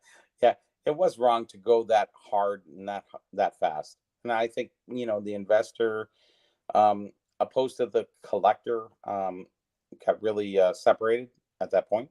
And it's really unfortunate, because I hate to see the hobby go down. And, when we have bad economies like we do right now, traditionally collectibles, since the 20s, they always go up when when the economy is down. It's a really a strong point that the hobby goes up because people are looking for an outlet, and Mhm. that's why people invest or sort of collect into hobbies, because they're trying to look for a way out of the regular life, of what they collect or what they see. It's kind of a vent of what they've been collecting for so long, and it keeps them going on. We all look forward to mail, we all look forward to acquiring things, and I think it's a good thing going forward. Looking forward, I think we actually going forward, I think we have a good hobby looking forward, as long as Fanatics changes their game. I think if Fanatics is smart, they will utilize um, their handle on the jerseys and what have you, what they supply, and supply that to the people across the board. And that's get away from the one of ones. You can leave that with a cup and stuff like that. But if they get across the board and they start distributing cards that maybe you can get a jersey if or a game used stick, and you can go down and sign it, or have all these awards across the board and get the fans involved. That's 10xing. If you don't get the fans involved, you're looking for collectors, you're going to be lost. You got to get the fans involved. Get the fans involved. Start offering them stuff, and I think they're going to appreciate that going forward. Not a And bad point. I might be wrong, but I'm just saying that's my opinion. No, and that's not a bad point. It's we're a small niche in the world when it comes to collectibles. If you think about it, I mean, the collectible space in general is a lot smaller compared to fan base. So you're right. Giving opportunities or Free tickets. including things along those. Prime example. And I know this very well. Now I'm not going to be able to give you How would you like to quantities meet and stuff. Tyrell Owens and get a free jersey from him as a prize from a pack? Well, how many packs do you think they'll sell out if they have a lot of collectibles across that way, or cards? So 2002 UD Authentics or Upper Deck Authentics, they I know had. what UD is. Don't worry.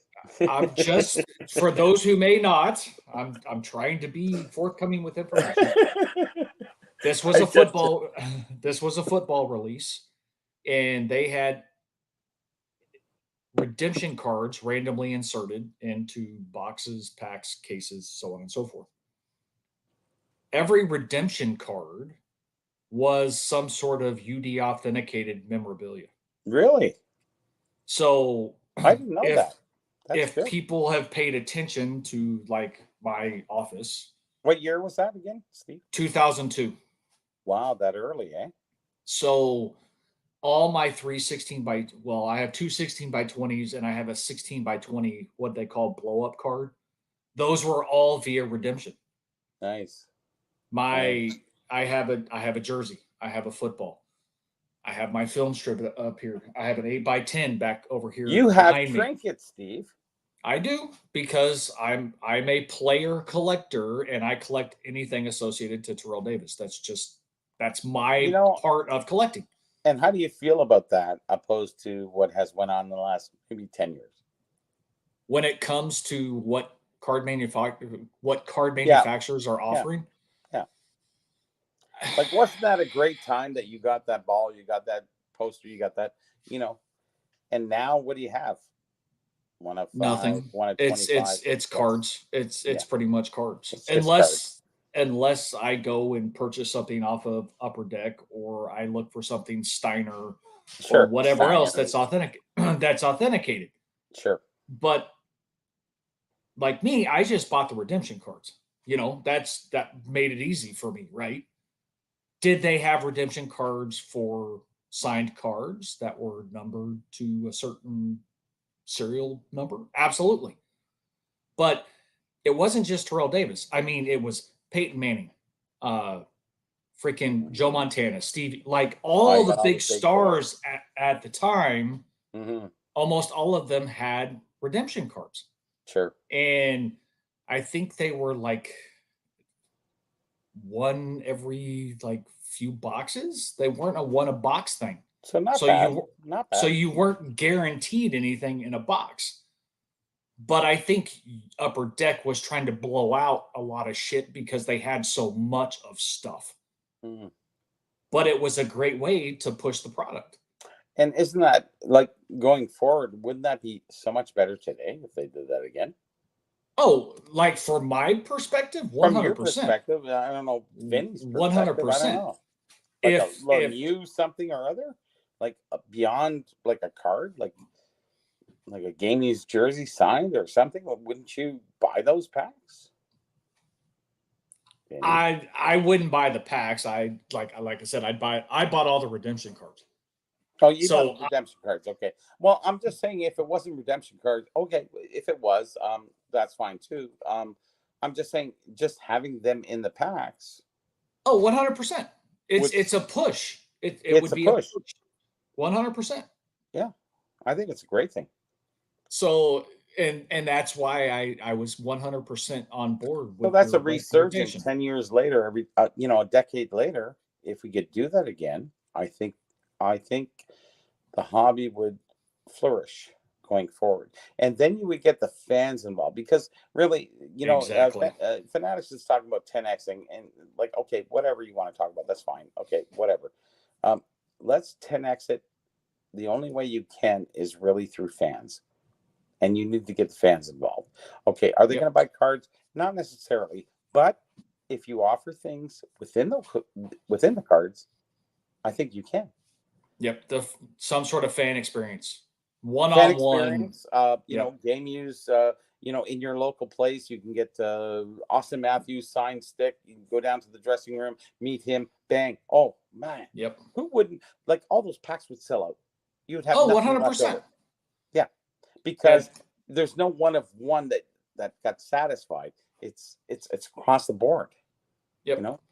It's a nice and those experiences could be technically one-on-ones. There could only be one. So, but that's the And chase. who doesn't want that? And who doesn't want that? Like honestly, to meet your star, to get something from them that's exclusive. Like honestly, that is the best thing for the hobby going forward. I'm trying to think.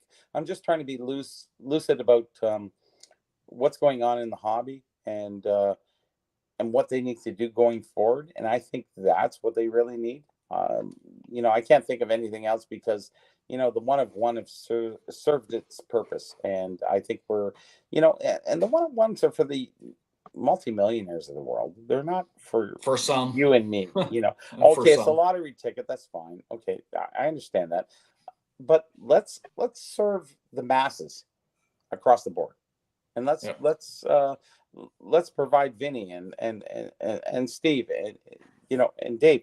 Let's provide these guys with some kind of action that they couldn't get anywhere else, but they could get through a pack. Would you buy those packs? Yes, you would. Yep. And that going forward, I think will help the hobby going forward. Not that it would do anything for me, but if I can get a signed helmet from I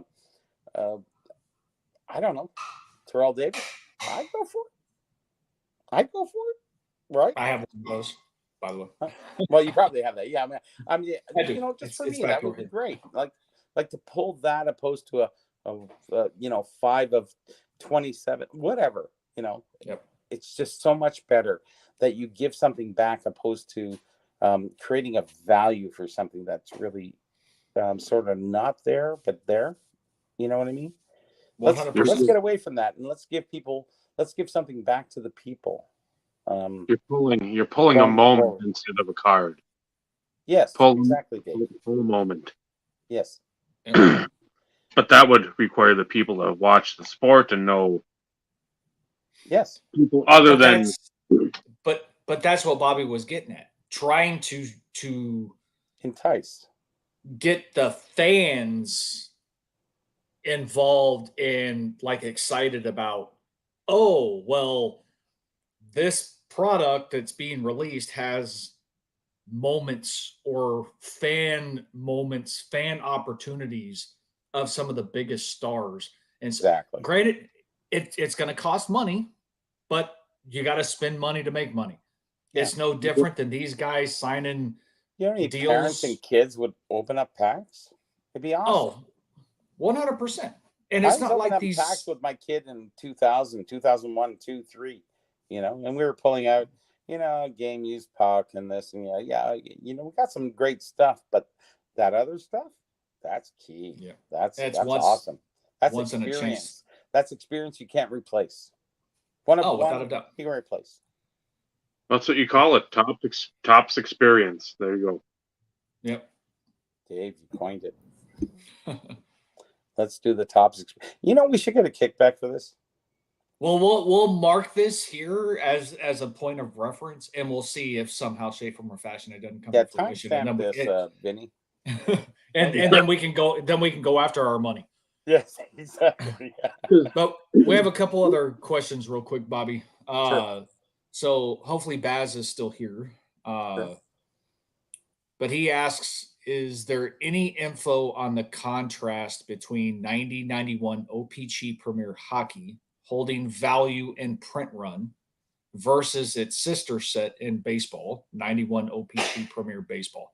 You know, Which, it was 89, 90, 91. A lot of people, when that came out, the dealers were saying that it was short printed. And I never understood that because I could find it everywhere. And I said, why is that OPC Premier short printed? Because everybody had it at the shows. And I said, interesting. And the baseball, I can't really say much to the baseball, but I can say about hockey is I'd never seen any short printing. And I think it was rumor, hearsay, or, you know, popular opinion. They were trying to pump it. I really think so. OPC printed so much of that stuff, and there's so much left today. And you know, the thing is with 90-91 is there was so many. The rookie class is amazing in that. It's just it's really unfortunate, to be honest. You know, my son collected that. I started getting him into PSA 9s and 10s of those when we started collecting, and you know, it's unfortunately it's not worth a lot of money, but such an amazing rookie class, and it's really unfortunate. But I can't say much for baseball, but hockey was overly promoted, so to speak. And it was a lie after, I think, about 96, 97, we started realizing that there's no shortage of those packs, unless they kept on printing them. What's that? That's a whole case, $7,500 for 24 boxes. 24 BBC. boxes at $7,400. Yeah.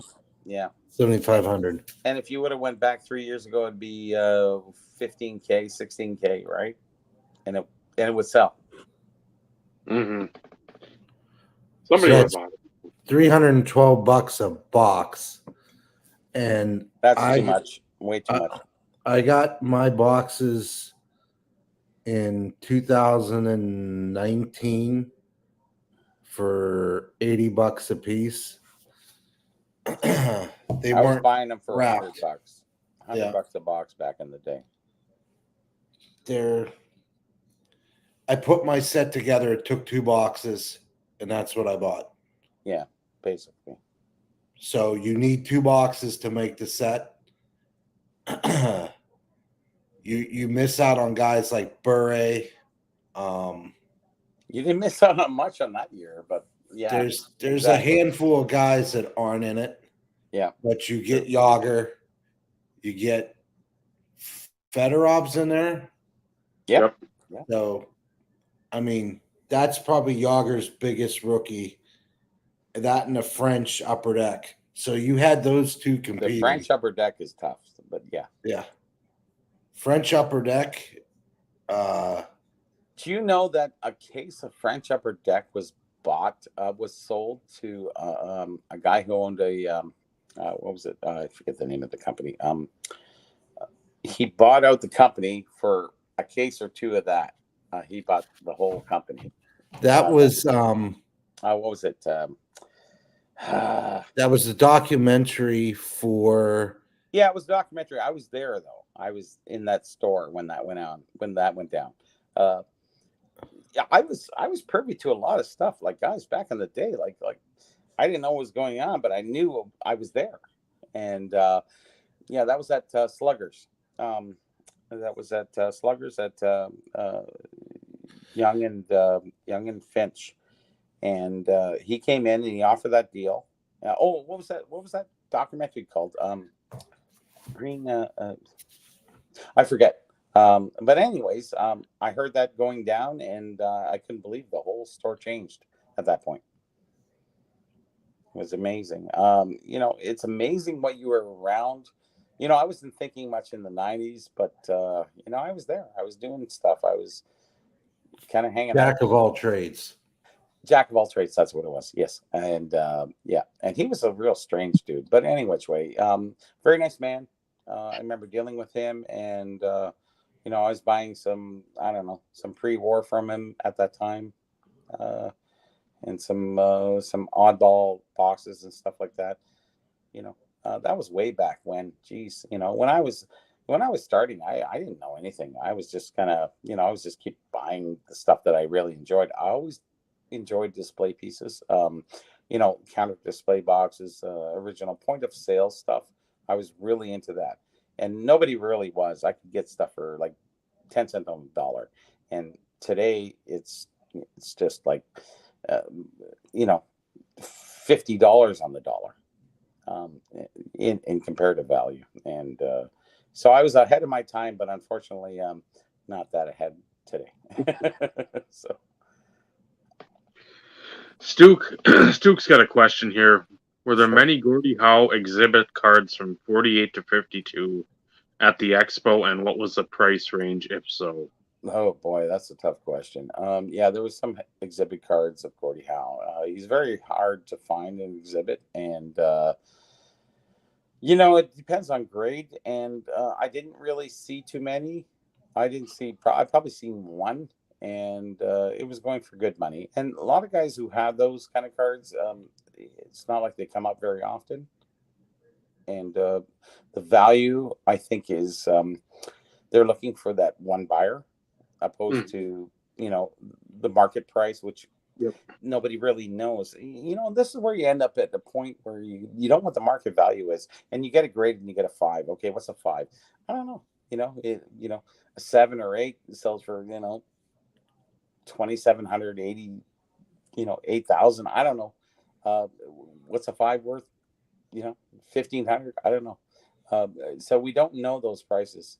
And when we get into PSA, I don't really get into PSA. I always try to stay raw with my prices. Those are on the website on Needuum.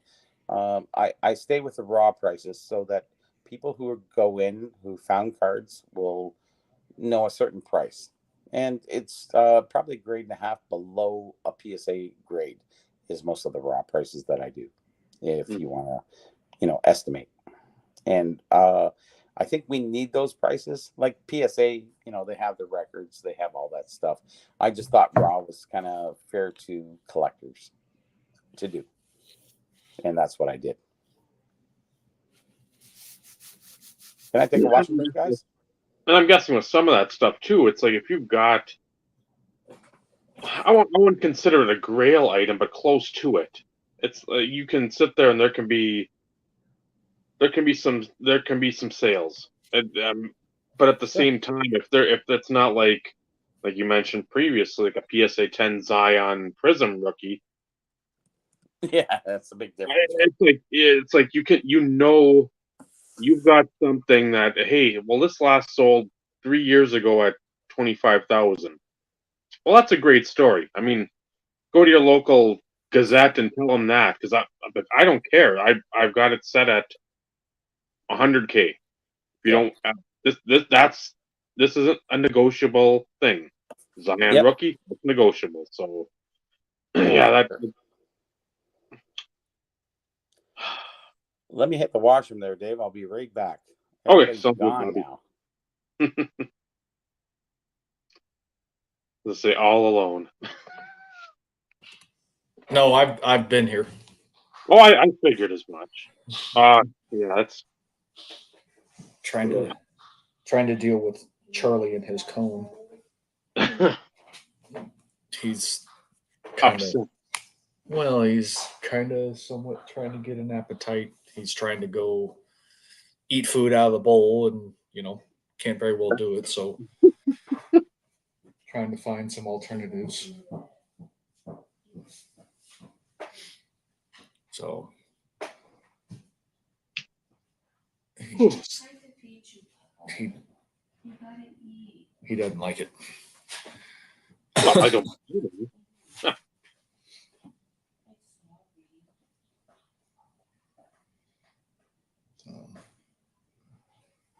think he's finally starting to kind of the anesthesia stuff is starting to wear off and stuff. Gold crown die cut.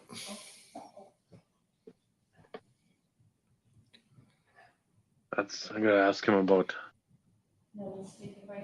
oddball issues. The old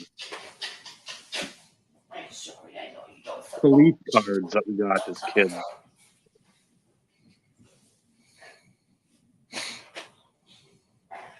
My poor baby. My poor baby. Yeah, yawning. Yeah, he had to be there at 7:30 this morning. Ugh. And I know that's nothing compared to your time, but still, it's like when you're used to Get out of the bathroom. sleep until whatever time, and you have to get up earlier. I've been up since 2 a.m. I'm not sure how I'm still awake. That's about what time Dave gets up every morning. Yeah, there's been times In here. I sleep in here tonight. a couple weeks ago I'd be up like 1:30. I'd just get up at 1:30. I'm like, why am I up? Toss, toss, toss, toss, turn, turn. I'm like, you finally get back to bed. It's 3 o'clock. My alarm goes off at 3:30. You're like, why even bother? But like, I try to get that extra half hour, and it's like, oh, at least now it's nice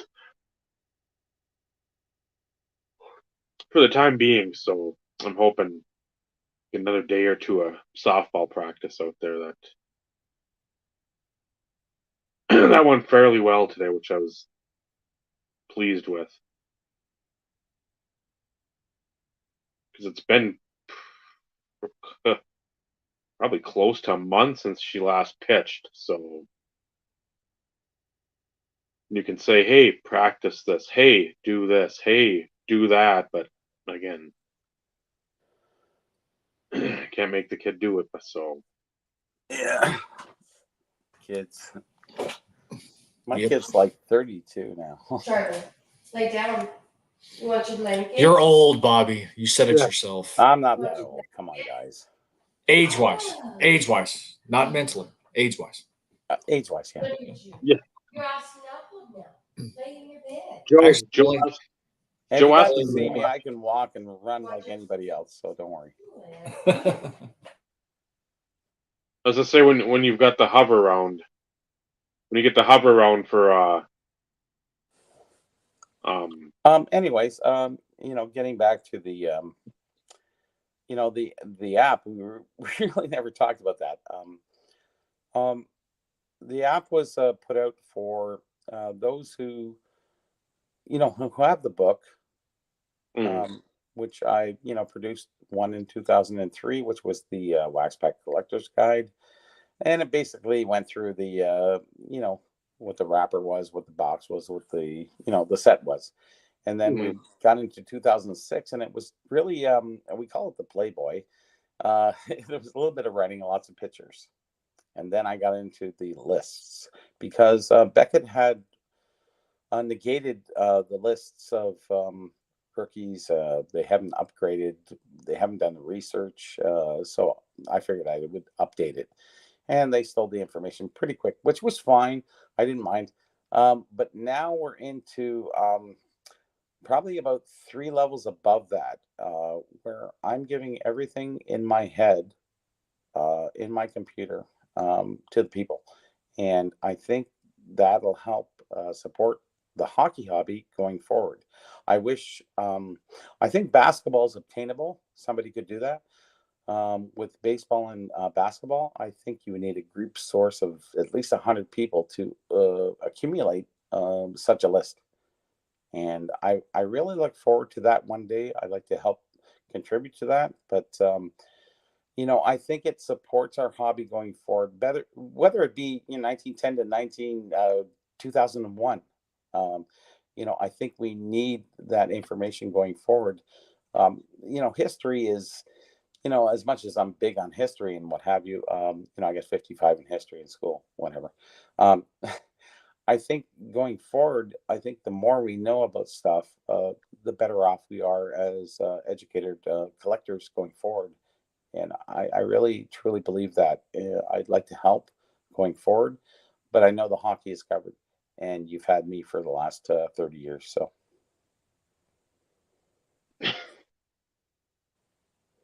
So we got that covered.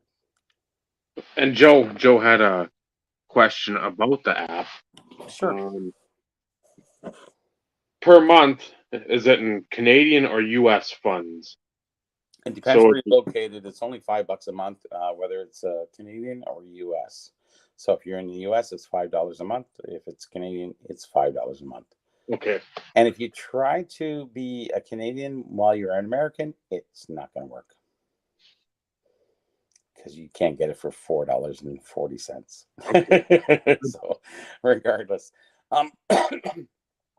we put it at the price for, we want the most amount of people to take the app.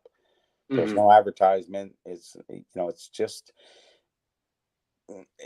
it's almost altruistic in a sense, that we put this out. We want people to know. We want to support the hobby going forward in vintage, and it's not about making money, because I'll never make any money from this. I spent the last 7 years on it. Like, if I get $500 back, I'll be lucky in the grand scheme of things. It's really about, I've dedicated my time into a hobby that I love so much that I want to see go forward. And if that works, I'm very happy in that sense. If we get more value than we make in money, I think we're happy at that point. And don't think this is a money maker. The money I make is walking around and looking at tables and, picking up stuff that people don't know about. And I want you guys to do the same. Look at my app, and, I want people to have their head down while they're going, hey, what is that? Okay. Hey, there it is. Oh, shoot. Hey, that's a good deal. Let's get it. And I think those people who will benefit from the app will be happier in the end game, opposed to just being a regular collector and knowing what they know. The books, a lot of people actually, this is the sort of one of the downfalls of the app is we have a lot of older people who don't get into apps. They don't know apps. And I said, you have a web, you go on internet, you do eBay? And they said, yeah, I do that. I said, well, the app is also available on the website. And they go, oh, really? And I said, yeah, you can go on that and do your regular searches as you do any other thing, like eBay or what have you. And it's just as easy, if not easier. And I explained that to a lot of people. That's why I'm, my voice is kind of shot, because I kept on explaining, going, hey, you got a website? You can go to a website? Yeah, sure. No, okay, let's do it. And I would show them, and they say, wow, that's easy. Okay. So it is the explanation part about about Needuum that people really need to understand, that it's a very simple thing to use. If you want to use it as an app and you're newer, that's fine. If you want to use it as an old school guy, you can always use the website too. We built it on 3 platforms. We built it on iPhone, Android, and we also built it on the website. So everybody was covered on that point. And I think going forward, there's so much information there. There's so much in the write-ups. There's incredible amount of information. The funny part is the stuff we're going to add in the next year will probably blow your mind, if not your mind has been blown already. And I think that's where we're at. I'd like to go a little bit higher into the decades of 95, but you know, I don't know if I have the time for all that with all the other things I want to do. I want to add non-sports. I want to add OPG baseball. I want to add more of a Canadian content to it because hockey is very exclusively Canadian for the most part. So we'll see what's going to happen in the next year. But I keep adding stuff all the time, and there's lots to come. And I think it's good you've mentioned about like sort of talking the older either collectors or dealers sort of off that technological ledge. Like, yeah, a lot of us don't like using the apps. Again, it's a lot of the phone-based everything. Yeah. But when something is easy to use and it doesn't require 9 different commands and go here, go there, type this and type that in, go here, scroll down to this, and then like have some sort of window that comes down or pops up, and it's just like do this and do that, and then you're there. Yeah. Perfect, because you know the hobby. If you're talking to that sect of collector that is generally after these types of trinkets and knickknacks, they're not going to be in that 18 to 24-year-old range. You don't need to explain to them, but for the collectors that are mostly doing this stuff, or that have the appreciation, or maybe, hey, I stumbled across an inheritance, I sold my GTO, Yes. whatever the case may be. Like, I want to get back to some of the stuff that I remember as a kid, and I have no idea.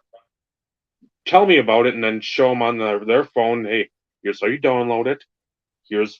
And it can be done easily, and I think that's going to be a benefit for you too, where it's not a lengthy process where you're trying to figure stuff out, and when you just get frustrated because, hey, I want to search something.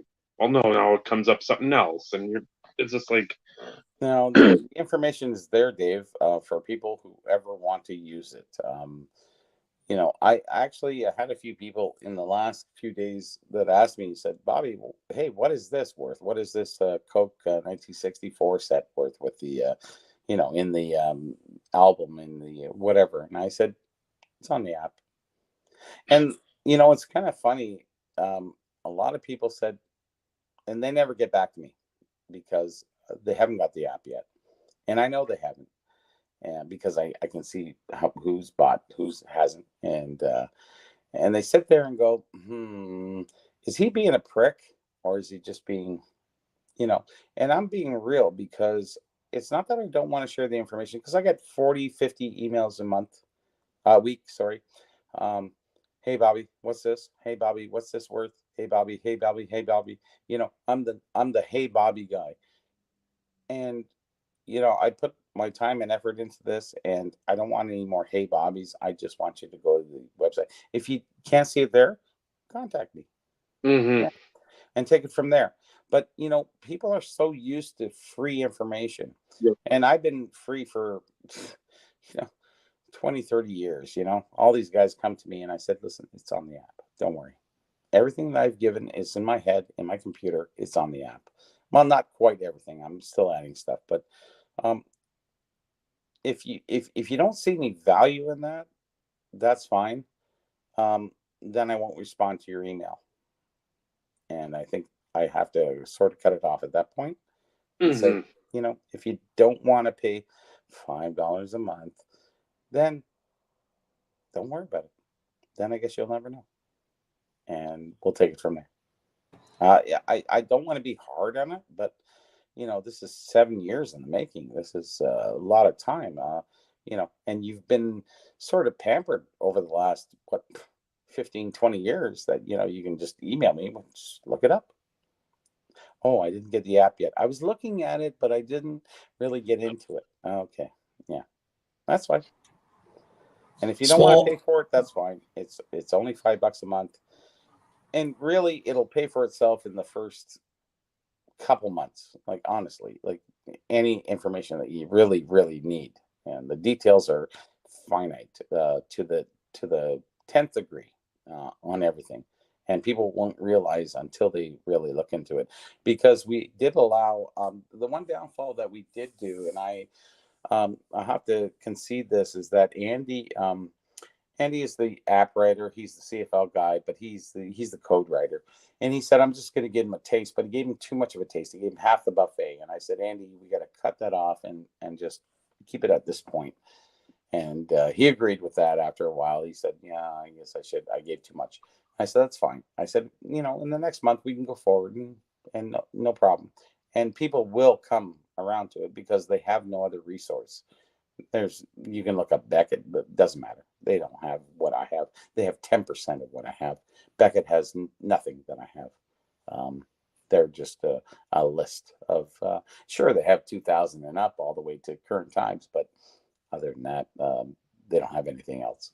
And a lot of the other everything else is really the rarities of the hobby, which I can't really profess to you guys, but most of the money that is made is in the trinkets, not in the cards. Mm-hmm. And if I could show you that, if I could tell you some examples of that, you would just shake your head and go, wow, I didn't know that.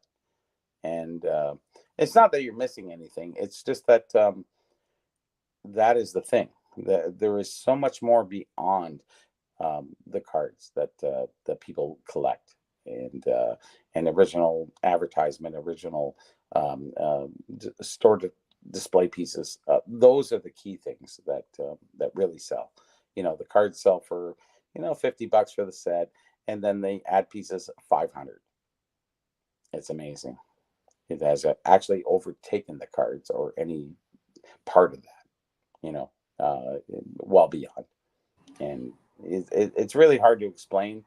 And I take into account that you guys say trinkets and you say all those other things, but I'm sitting there laughing in the background going, if you only knew.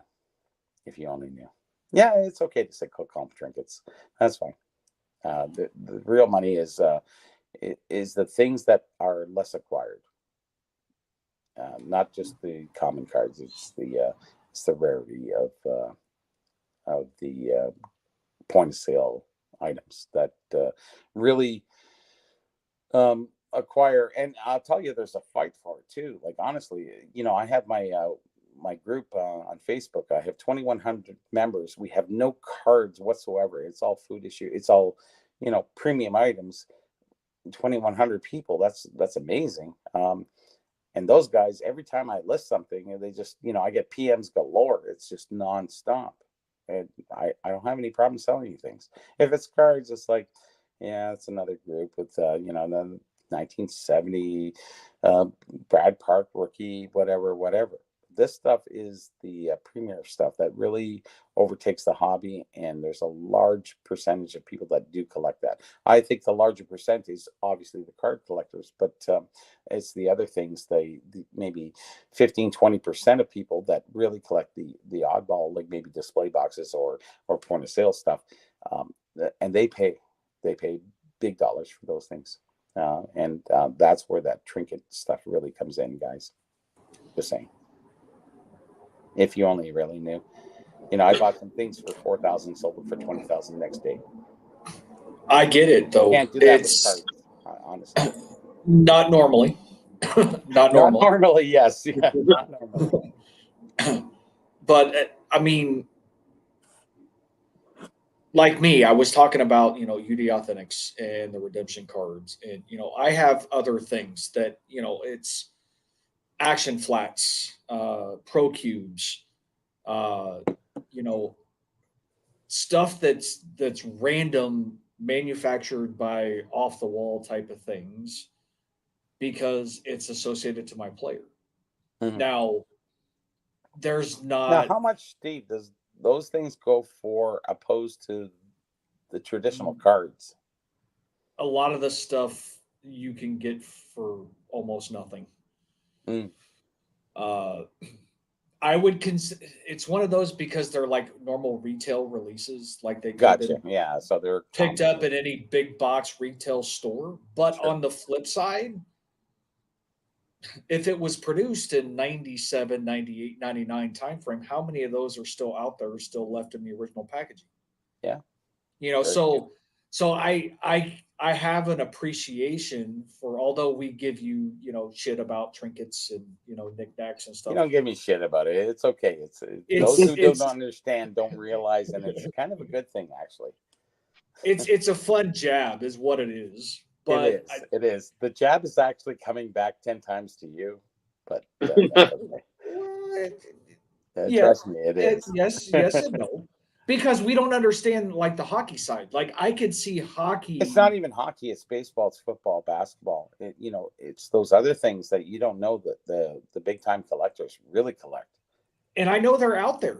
But like for me, because my player was drafted in 95, a lot of the older stuff is not anything on my radar. Not So relevant for you. I I understand that. I still have an appreciation for it because a lot of that stuff is in fact rarer or more scarce Sure. than anything produced cardboard related in that era. So like I get it. And there's opportunity to be able to do the same thing in, you know, the other major sport base, but who's the expert, right? Like somebody would. You know, there's experts. Actually, I've come across a lot of the guys who are in basketball and what have you, and there's some amazing stuff that these guys pick up that are away from cards. Like cards are big to begin with. You know, they're first and foremost, but the secondary stuff, a lot of people don't even concern themselves with, and that is really where, if you know a little bit more than the next guy, you can pick up some amazing stuff. You know what it is? It's not about making money. It is never have been about making money. This is Needuum. Hey, did you guys see the back of my thing? Yes. Okay, I had to show that. You know, it's not about making money with the thing. It's that, you know, I always thought about this, you know, many years ago, I was in corporate sales, coffee.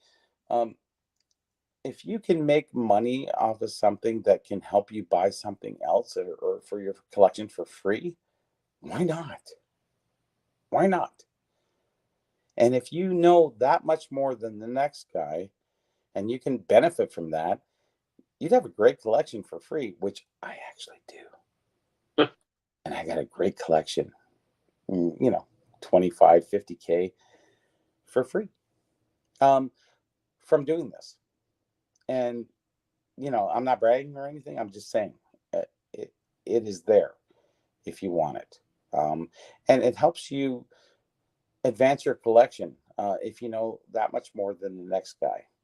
And I think that helps a lot of people, you know, because we don't always want to spend our paycheck on stuff. And our wife gives us a hard time. And, you know, you're going to spend another $400 on whatever. If you don't have to do that, and you can do that through a little bit of extra information, just a little bit of research, why not? Why not, right? And why not have a great collection? And I do. And I help a lot of other people with their collections too. You know, I'm a buyer for probably 5 of the major hockey collectors out there. And they say, Bobby, that's great. I love it. And they'll pay you whatever they want, you know, for these items. And that's great because it just goes, hey, they appreciate it. I love it. You know, I pay 200. Okay, I get 750. Okay, I'll take it. And what does that do? That buys me something for my collection that I wouldn't normally pay for, but I don't mind because it makes the difference, right? And those are the things that that the trinkets make up for the difference, right? And if you can realize that going forward, I'm giving you guys a lesson here. That's all I am. Is that there's a lot more money in things that you can purchase if you know a little bit more than the next guy that can help you further your collection. You know, you can buy a 1-of-1 Terrell Davis, whatever, just from selling something that was, you know, on a table for $50 that you could sell for $500. You know what I mean? Those things are out there if you just look for it, you know. And look at, Vinny, like you collected, you know how many box bottoms I bought for that were Lemieux? It was amazing back in the day. Oh my God! You know how much I got? The $5,000 for a box bottom. It was crazy, unbelievable. I said, okay, I'll take that, because he knew it was perfect. And I took that money and I put it into some nice Leaf stuff. And those are the things that, if we know a little bit more than the next guy, we're a little bit better off with their collection. That's all. And I'm not that good at it. I just spent my time doing it. That's all. Mm-hmm.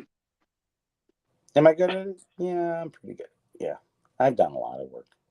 And those things benefit you. I don't mind doing it going forward. I think that if we all kind of know a little bit more than the next guy, I think we'll be a little bit better off with our collections.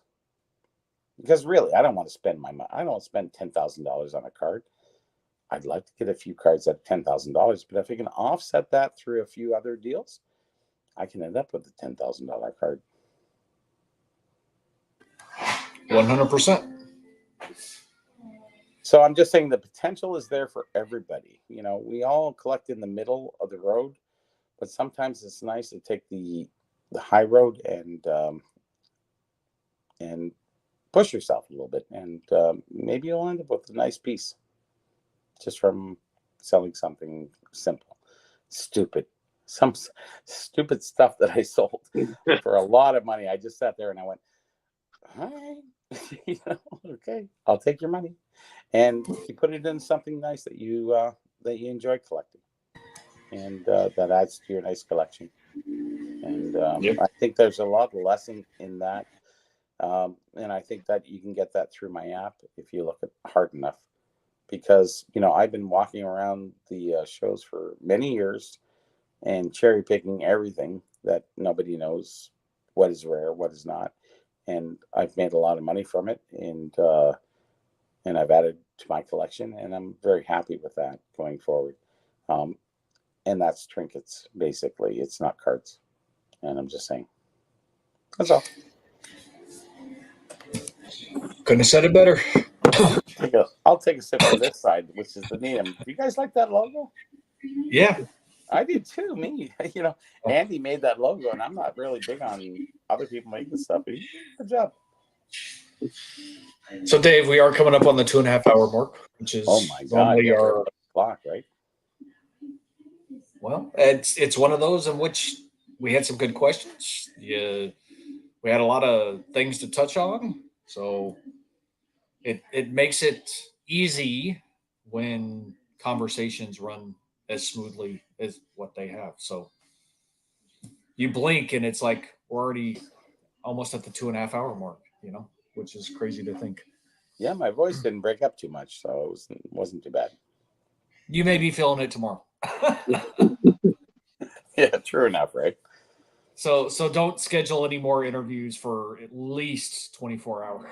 I'll wait at least that. Just to play it safe. So, Dave, any other last minute questions for Bobby before we wrap up? Was there anything at the expo that you saw that you knew was rare but was just out of your price range? Nothing's out of my price range. Because I have buyers. I have guys who have too many zeros in their accounts, and they say, Bobby, if you see something, doing what I do brings me a little bit of privilege to a lot of dealers or a lot of collectors, sorry, who say, if you come across that, let me know. And they don't care. They'll pay. So nothing was out of my price range, but there's a few things I sat there and I kind of debated, because maybe it wasn't for them. It was maybe just for somebody else. And there was a couple things that I did buy, I bought it for 350. I sold it for 250 in about 5 minutes afterwards. Those things are nice, but I kind of more appreciate them. I would have rather waited for a lot more money, but I just kind of give those people who are waiting the opportunity right quick, just to give them, hey, listen, I made a $200. I don't care. I'm happy with that. And some things are probably worth about 750. But I think there's enough money if you're happy with what you pick it up at a certain price. I think there's a certain level. I don't have to make $1 million. I just want to make the marginal difference, and that's fine too. So it sounds like I'm a dealer, but I guess I've been a dealer for like 30, 40 years, but I'm a collector too. And anything I find, I scan, I crop, I put in my files, and then I can give that back later on too. So not only is it an acquisition, it's also a documentation too for me, for people going forward as well. So you're not a dealer. I haven't heard this anywhere else. It just came to the old brain. You are a catch and release collector. Oh, that's a nice way of putting it, Dave. I was going to call him. I was going to call him a broker, because he brokers deals in a lot of sense. Well, as long as I get the information out of an item, I'm happy. But I have been a big collector for the longest time. I'm trying to make leaf stuff and what have you, but if it's not leaf related, I don't really care about it. I care about it in the sense of hobby history or what have you. Yeah. But beyond that, as long as it finds the right home and somebody's happy with it, and they thank me for finding it, that's the ultimate thing, isn't it? Hey, thanks, Bobby. Yeah, okay. I got an extra $100 in my pocket for that. I'm happy. 200, 500, 700, whatever it is. It's kind of nice finding things for people and satisfying them, because I know what I'm looking for, and that helps me too. But really, documenting for the hobby is more important than it is making money. So I hope people get more value out of the website than I make money going forward. Because money is easy to make at any time. It's a matter of information isn't as easy to come by, and I hope I provide that to people more than I ever make in money. Because at $5 a month, I don't think I'm making a lot of money on the website. So.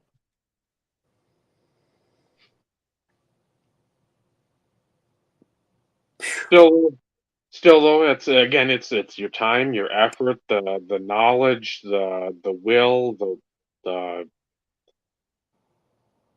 it's almost like combing the ocean floor. You can't just do oh, okay. No, you have to sit and do your due diligence to amass the knowledge you've amassed. So yeah, and it's been done for a long time now.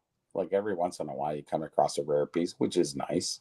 But for the most part, going through a show is pretty easy for me, and I just have a look around, and whatever doesn't I haven't seen, I'm pretty much fine, and I take it from there. Sometimes you can't always win on every piece, but I mean, for the most part, after you've got enough knowledge, you're pretty good, and it just helps with your collection, and it helps with other people's collection, and if you make a few bucks along the way, that's great too.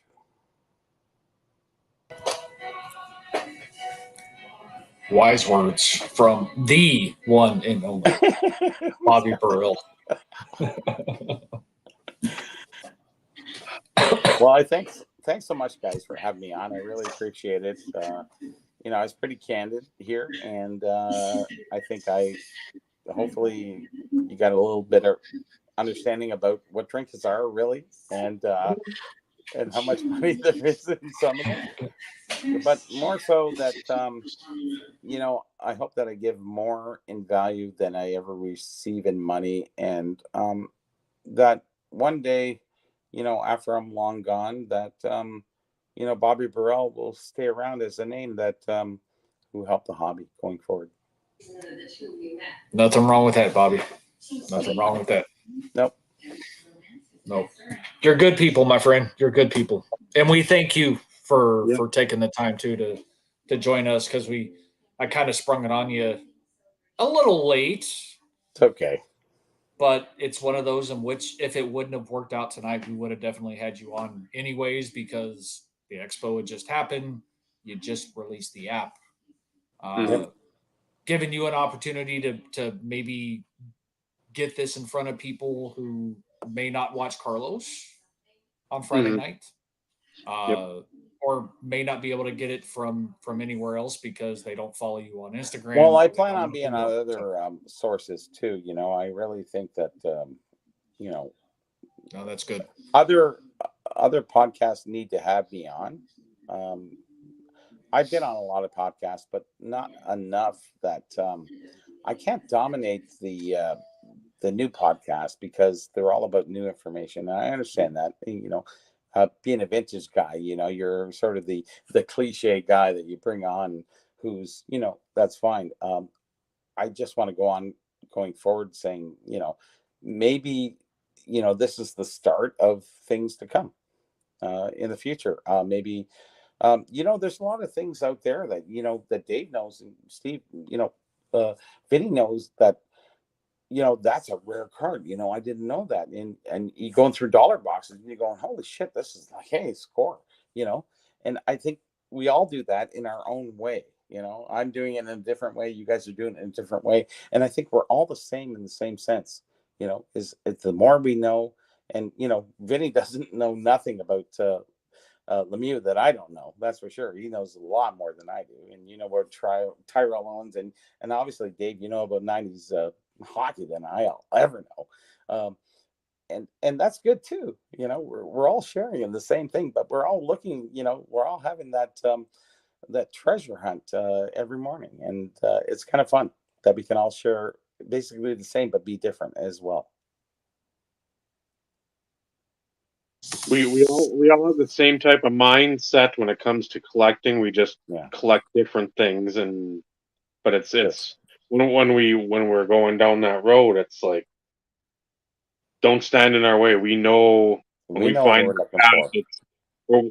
we see that path. We're walking that path to whatever the end game is, the goal is, and Yeah. very very few can come along and again we'll all say we know a ton, but we will all say we don't know everything. There's not going to be a time where it's like I know everything about the Nestle food release from 1968. I know every you can't slip anything. You just don't know. Be like, Yeah. I know Josh Johnson. I know my 90s hockey. I know 90s football. Steve's got Terrell Davis. He knows him. Mhm. Vinny's got a couple hockey players you might know along the way. Jagger and Yazerman and Lemieux and all these other guys that have oddball names. So, I mean, but we all, again, we can collect that, this, there. But when we collect all that, we know what we're looking for, and we know what we're doing.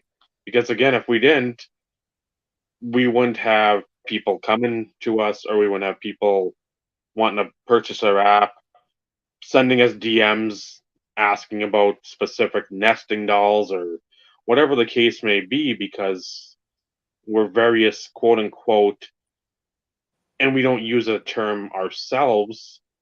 Others might see it in this sense like an expert.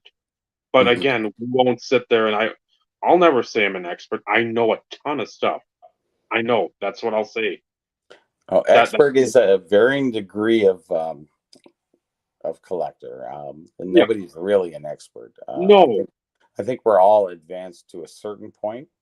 I'm at a high point with hockey, but you know, very few people are experts, and Yeah. I really leery about that word. Jeff Mhm. Morris, he worked in the industry. That guy's amazing. I love talking to him. Baron Badetsky, a few other guys. They're just Brian Price. Good friends with them. we all share in what we know in knowledge, but we're all different though. They came through different times, and they respect me for who I am, and I respect them for who they are. And I think that it's the same thing with this podcast too. I come on, and I know you guys are collectors, and I like seeing that passion. It's not, I haven't been on lately because I've been, working on the app right to the end. And now I got some free time. And now I'm going to relax, and I can watch all the podcasts that I want. But, we're all in the same game, so to speak. We're just trying to have fun in our hobby and enjoy. Nothing wrong with waking up to a treasure hunt every morning. And that's just me. Jeff just said Chuck Norris collects Bobby Burrell memorabilia.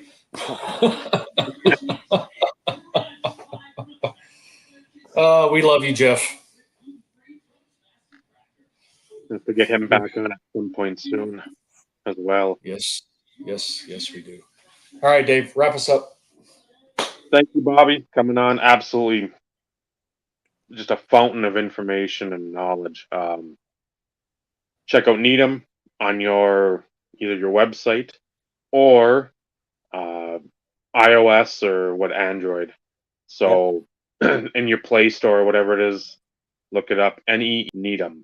So check that out. Check out Bobby when he's on Carlos Friday nights. Yep. Again, like here, like there. Make Eric pay because Eric needs to pay. That never goes away. No. Marcel Dion needs something out of that. I don't know what, but so again, I'll add something to the end here. Okay. As you're going through that, David. I was just doing what I did. I didn't do it for any particular reason. I didn't do it for fame. I didn't do it for fortune. I didn't do anything for anything. I got to meet Johnny Bauer. I got to meet all the famous stars. I got to go to the Hockey Hall of Fame, their archives, not to the Hall of Fame, but the archives. Bobby, go ahead, do what you want to do. I got privy to so many different things that I'm very appreciative of. And I didn't mean to do it, but if you put your effort into some things, it's nice to know that you get those kickbacks. I didn't do it for that, but they come from that. And I've been very happy with the recognition I got from so many different people, so many different from guys who run the show to guys who run the NHL alumni luncheon. Bobby, come please. They want me there. They because I bring a different game to the regular hockey venue, and it's kind of nice. I do appreciate that. I'm very appreciative of it, but I never asked for it, and it's amazing that things that come that when you do things out of earnest. And I never asked for it, but it's nice that it's there. So I'm happy for that. Good things happen to good people, Bobby, and I'm a firm believer in that. Yeah, it's called karma. It's called karma, but there's positive and negative karma. So, but good things happen to good people. One and keep it going. 100%. No, 100%. But it's truly deserved, Bobby, because you put forth the time and the effort, and even with the short conversations that we've had over these last few years, like, you are a humble guy. You can tell. You worked hard. You deserve the good things that come. I'm a little outspoken on this one, but yes, of course. But it's because you're given a little bit more of that avenue in order to do. I had to, if you choose to do so. Yeah. But it was truly awesome having you on. I'm speaking for the rest of the guys that super excited to finally get you on. Have great, phenomenal conversation, and it's before Dave fully wraps us up. We only wish the best for you, and Thanks, hope guys. that the Needuum app reaches 1 million subscribers. Like seriously, not Yeah, I don't think I'll get to that, Any- but hey, I hope anything's that kid possible. buys me out. Is all I say. If I get anything's possible. 1.5 million, I'm donating. I'm your next sponsor. Anything's possible. Anything's possible. So And we're Finish it up, Dave. sponsoring big though. We're not going.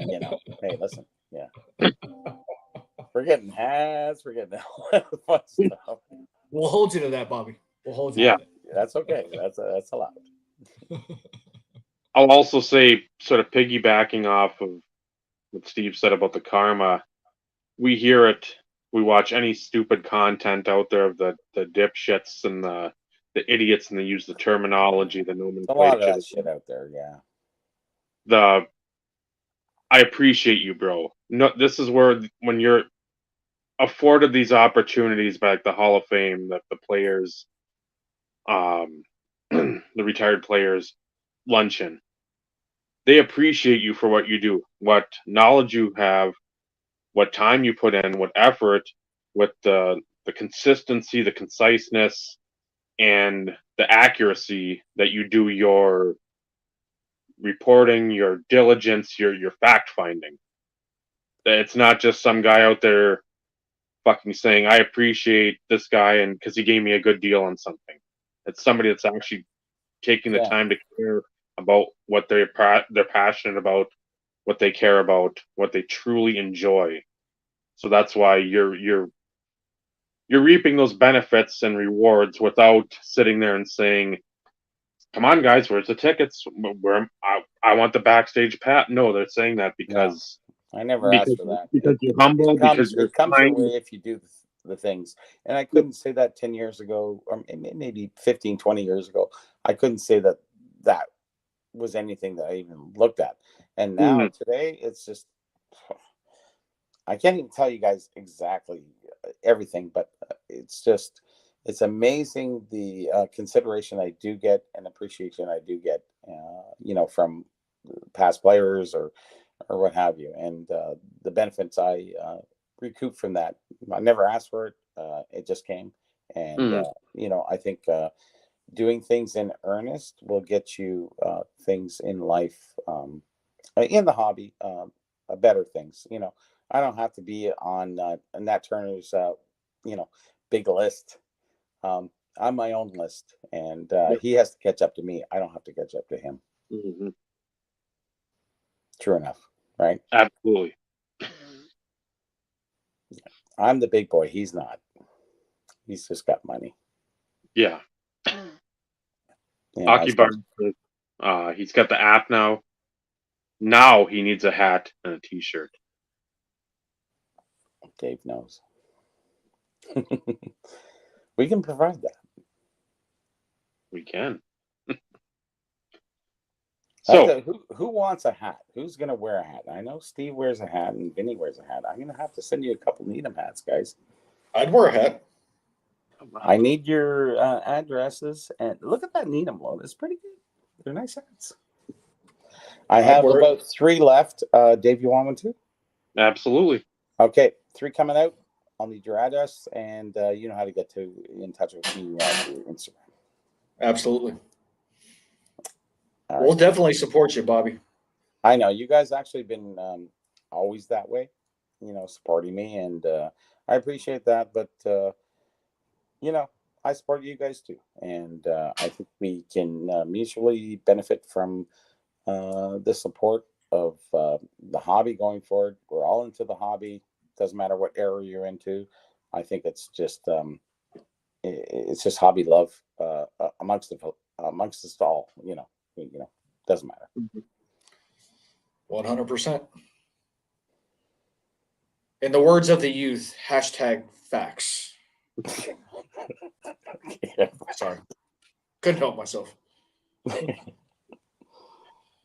That's almost like lowest rung talk. It is pretty much, Dave.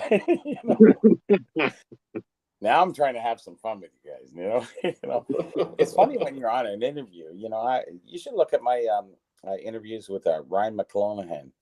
We talk about the hobby history, and I'll tell you, it just goes crazy. We don't even talk about what we're going to talk about. It's just like we just go. And you know, that's where I'm really comfortable. You know, being on your show was a little uncomfortable at the beginning because I didn't know really what I wanted to talk about. I didn't know if I could even talk. My voice is a little bit off, but I think it went well. Yeah. No, couldn't have planned it better. So all good. All right. All good. Sounds good. All right, Dave. Close us off. For Bobby, for Vinny, for Steve, I'm Dave. This has been the Instant Revolution podcast. Remember, collecting cards, absolutely wonderful hobby, and trinkets. The friendships that you forge during that journey, that's what really matters. Good night, everyone. Good night, everybody. Happy